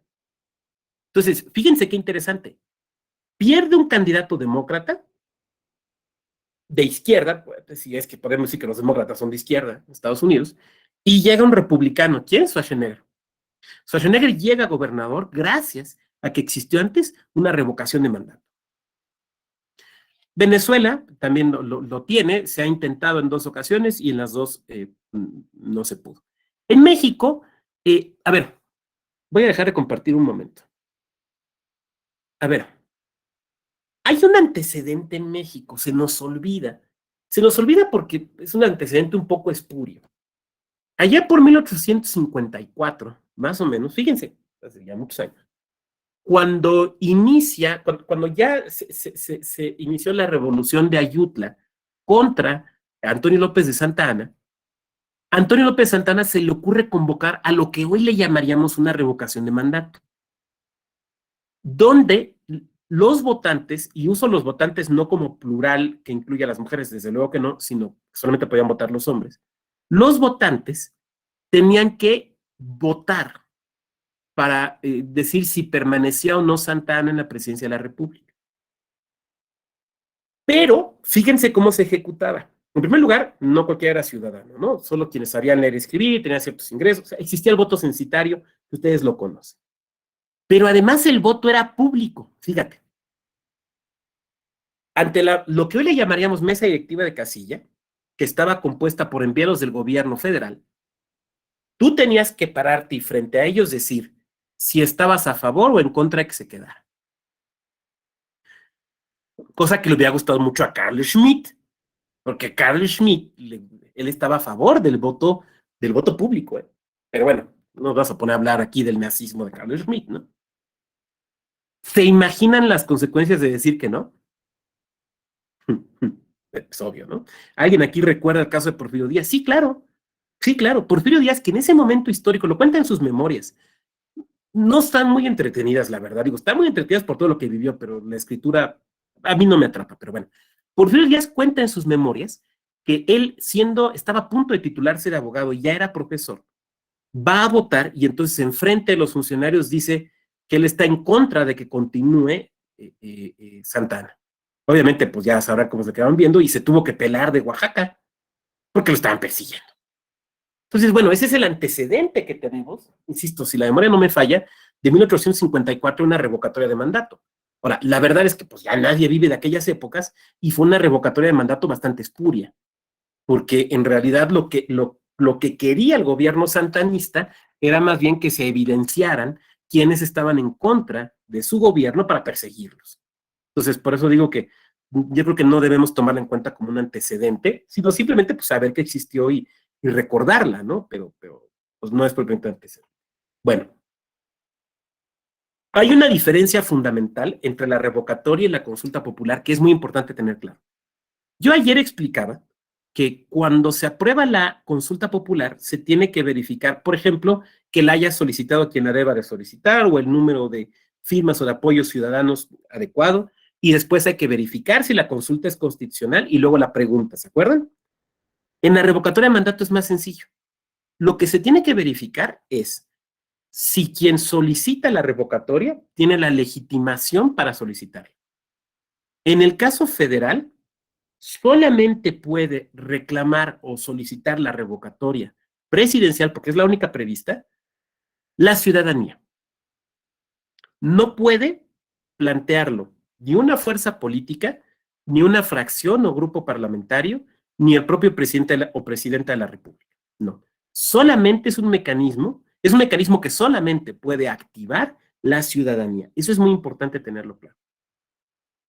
Y a diferencia de la consulta popular, aquí ya no es necesario revisar la pregunta, porque la pregunta, en el caso de la Ley Federal de Revocación de Mandato, ya viene en ley.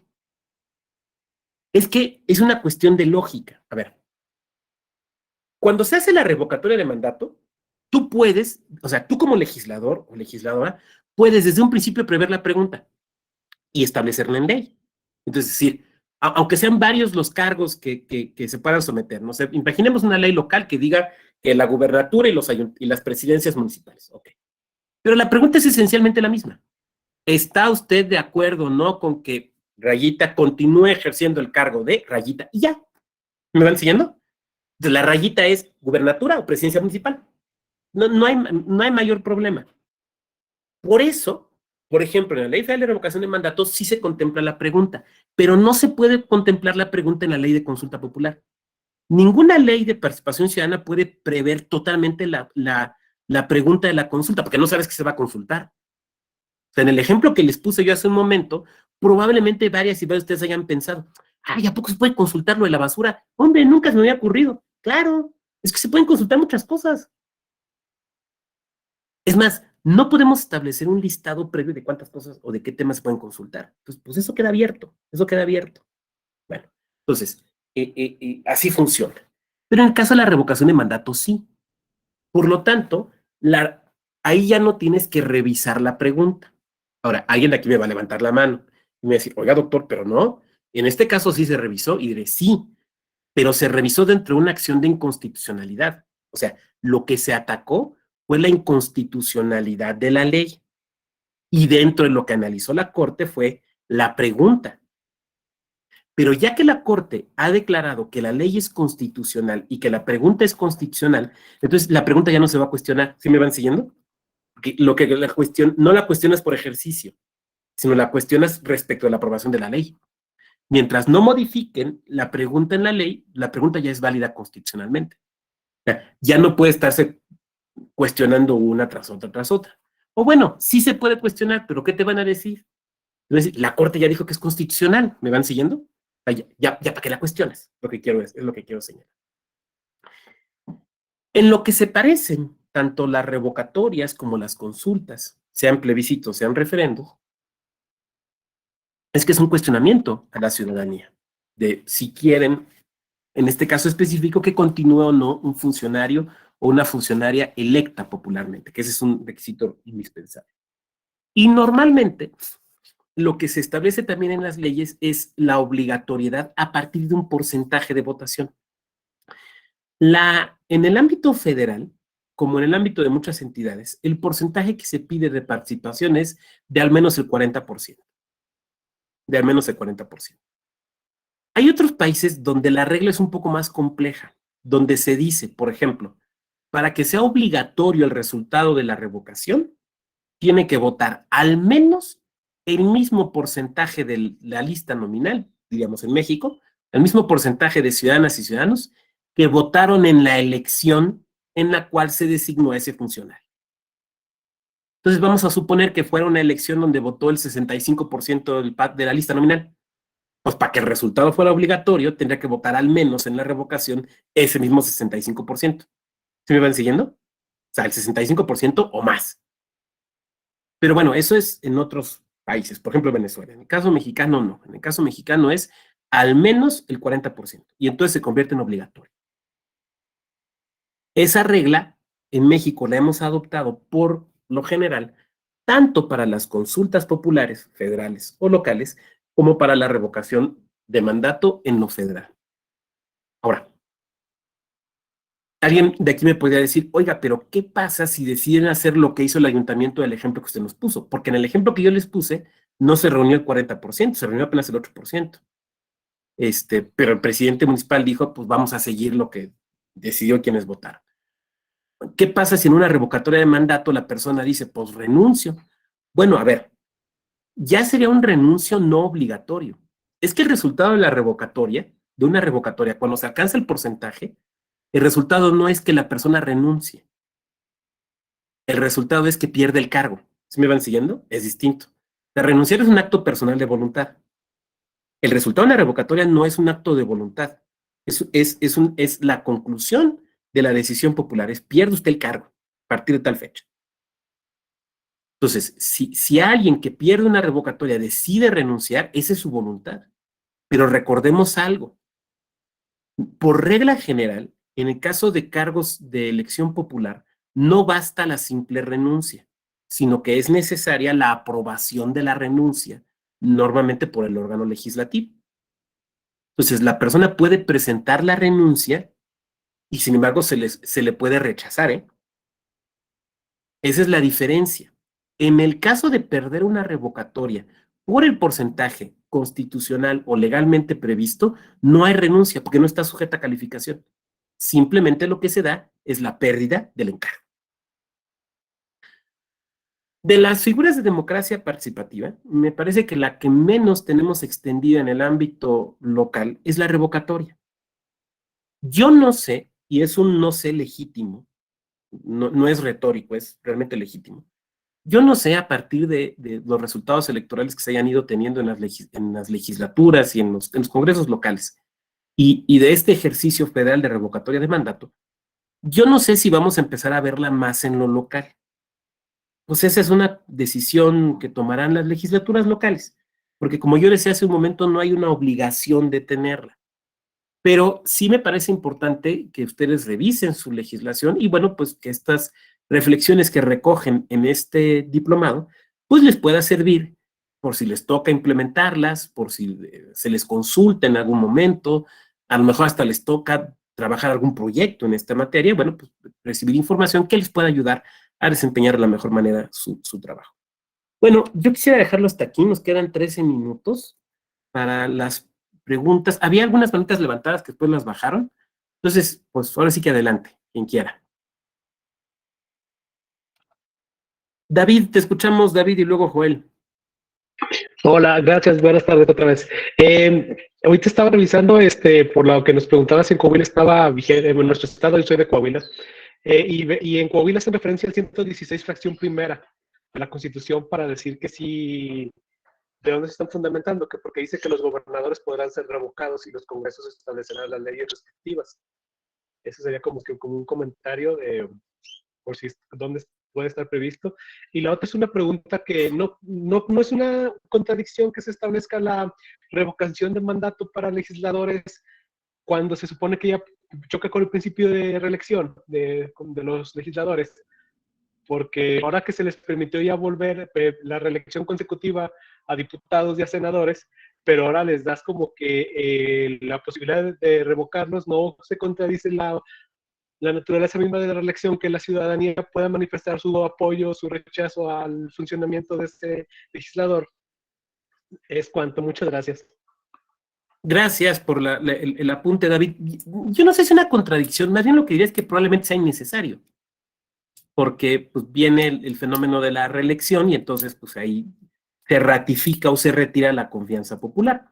Ahora, yo sé que aquí me podrían levantar la mano y me podrían decir, no, doctor, pero pues es que es la ventaja del incumbent, ¿no? Como le llaman en Estados Unidos. Yo diría que, a ver, ahí hay que tener mucho cuidado. No podemos asumir que quien busca la reelección en automático va a ser reelecto. Yo ahí les sugiero mucho que revisen los resultados en su entidad. Porque hay entidades que, por ejemplo, el 60% del funcionariado que buscó reelegirse perdió. El 60%, ¿eh? Entonces, no podemos asumir que en automático va a ser reelecto. Me acuerdo que hace un presidente municipal muy interesante en 2018, compite para reelegirse, no solo perdió, quedó en tercer lugar. Quedó en tercer lugar, ¿eh? Con todo y que era don presidente municipal. Y hasta tuvo que sancionarlo por varias medidas que intentó ser ventajoso, ¿no? Entonces, yo ahí sugiero revisar los datos de sus entidades. Muchas gracias, David, por tu comentario. Sigue Joel y luego Gracias, Adolfo. doctor. Bueno, en principio, muchísimas gracias por la clase en la cátedra.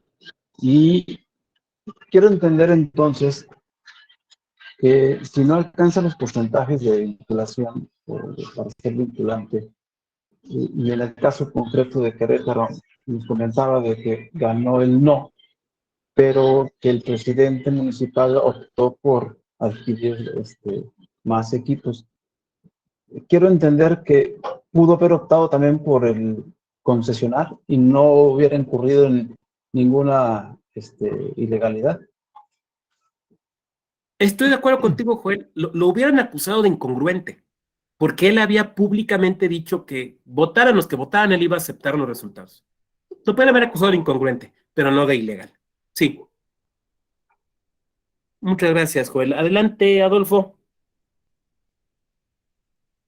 En la pasada elección acá en el estado de Quintana Roo, de 5 o 6 ayuntamientos que buscaron la reelección, bueno, de los alcaldes, presidentes municipales, nada más quedó uno que logró reelegir. Esa es mi opinión de acá. Ahora, con respecto a la revocación de mandato, ¿cuál considera que debiera ser el porcentaje de los ciudadanos para realizar la solicitud?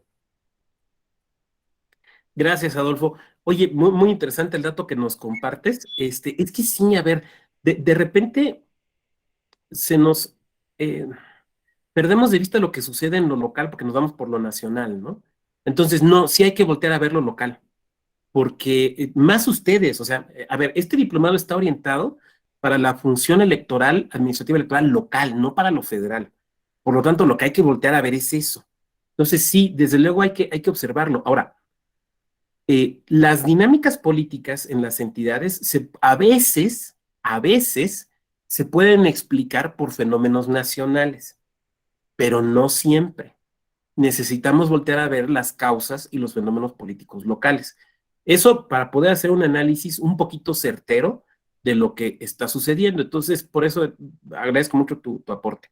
A ver, yo creo que esto depende mucho de realmente lo que se quiera. A ver, lo que se quiere es conseguir, lo que se quiere es diseñar instrumentos de participación ciudadana realmente operativos, o lo único que se quiere es pues decir que ya los tenemos. Porque si lo que queremos es simplemente decir que ya los tenemos, pues pongan el 10% y a ver si la Corte se los respalda. Yo lo veo difícil. Yo creo que no. Yo creo que si la idea es, y al menos esa es mi posición personal, yo creo que si la idea es realmente mecanismos que sean operativos, que puedan servir en la realidad, a mí me parece que hay que buscar porcentajes reducidos. 2%, por ejemplo. Creo que es un porcentaje adecuado. Ahora, a lo mejor es entrar en sutilezas, porque alguien de aquí me puede decir, ¿por qué el 2 y no el 1.9? ¿O por qué no el 2.5? ¿Por qué no el 3? Yo creo que en general es correcto el 2. Algo similar, digamos, a lo que sucede respecto a las candidaturas independientes. Ahora, pensándolo desde lo local, yo creo que ahí tenemos que ser receptivos a ciertas peculiaridades. Por ejemplo, yo no sé, y eso no sé legítimo, si en un estado donde hay fuerte presencia indígena, se debe mantener el 2% si vas a hacer consultas para consultas en pueblos y comunidades indígenas. A lo mejor hay que modificarlo. O a lo mejor, por ejemplo, ahí hay que legitimar para solicitarlo no solo a la ciudadanía, sino también a algunos órganos de gobierno de la comunidad. Entonces, ahí me parece que debemos ser flexibles. O también, por ejemplo, pensar en los plazos, porque a veces el truco está no solamente en el porcentaje, sino en el plazo para conseguirlo.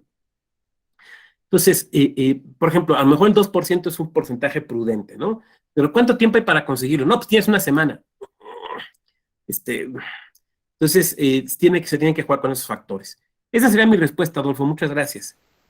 Sí, la pregunta fue porque hubo un diputado de cierto partido que presentó una iniciativa donde proponía el 10% de la lista nominal. Entonces, si la elección intermedia de diputados acá en Quintana Roo de 2019 apuradamente hubo una participación del 20-21%, pues ni su partido tenía el 10%. Es más, ni el partido hegemónico que ganó, que fue Morena, tuvo el 10% de participación. Yo creo que ahí nos pueden servir meramente como guía, nada más como guía, los códigos de buenas prácticas electorales que ha expedido, por ejemplo, la Comisión de Venecia. Como una mera guía, yo creo que nos pueden servir. Y vamos a ver que nos pide porcentajes bajitos. Porque insisto, además, y creo que tú lo ves con mucha claridad, hay que distinguir el porcentaje de apoyos necesario para que se haga la consulta del resultado para que sea obligatorio, que es desde luego otra situación. Algunos estados tienen legislaciones que establecen porcentajes distintos atendiendo a la población. Y entonces, mientras más población tiene un municipio, por ejemplo, para una candidatura independiente o para un plebiscito o consulta, te piden menor que si es un municipio poco poblado. No sé la verdad qué tan buena idea sea. Veo aquí un comentario, Joel también. Sonora no existe la figura de revocación de mandato para gobernador, pero sí para los integrantes en el ayuntamiento. Muy bien, perfecto, muchas gracias. Muy bien, ¿alguien más? Erlinda, Nuevo León, perfecto. Si no hubiera algún otro comentario, yo les agradezco, sí, Nuevo León, les agradezco mucho su presencia en esta sesión de hoy. Fue una sesión, si me permiten decir así, un poco confesional, porque ahora sí que confesé ante ustedes los aciertos y los pecados que tuvimos en la organización de un plebiscito, pero yo creo muy respetuosamente que a veces es importante compartir las experiencias. Y a veces uno aprende de lo bueno, pero también uno aprende de lo malo, A veces aprende uno más de lo malo, o sea, de ver los errores, de ver errores de otras personas, de otras instituciones, para no cometerlos uno. Entonces, por eso lo quise compartir de esa manera con ustedes. Y además les quiero decir algo, todo lo que dije aquí es público. Ahí están las sesiones, o sea, no estoy revelando nada que no pueda yo revelar. Todo es público. Bueno, les agradezco mucho, les deseo que tengan un muy buen día, que se conserven con salud y que sigan muy exitosamente en su diplomado. Muchas gracias y muy buen día. Muchas gracias, Gracias, doctor. doctor. Gracias, doctor. Gracias, doctor. Buen día. Hasta la próxima. Luego, muchas gracias. Hasta luego. Luego. Hasta luego. Buen fin de Gracias. semana. Gracias, doctor. Nos vemos el lunes. Excelente fin de semana para todos. Gracias, nos vemos el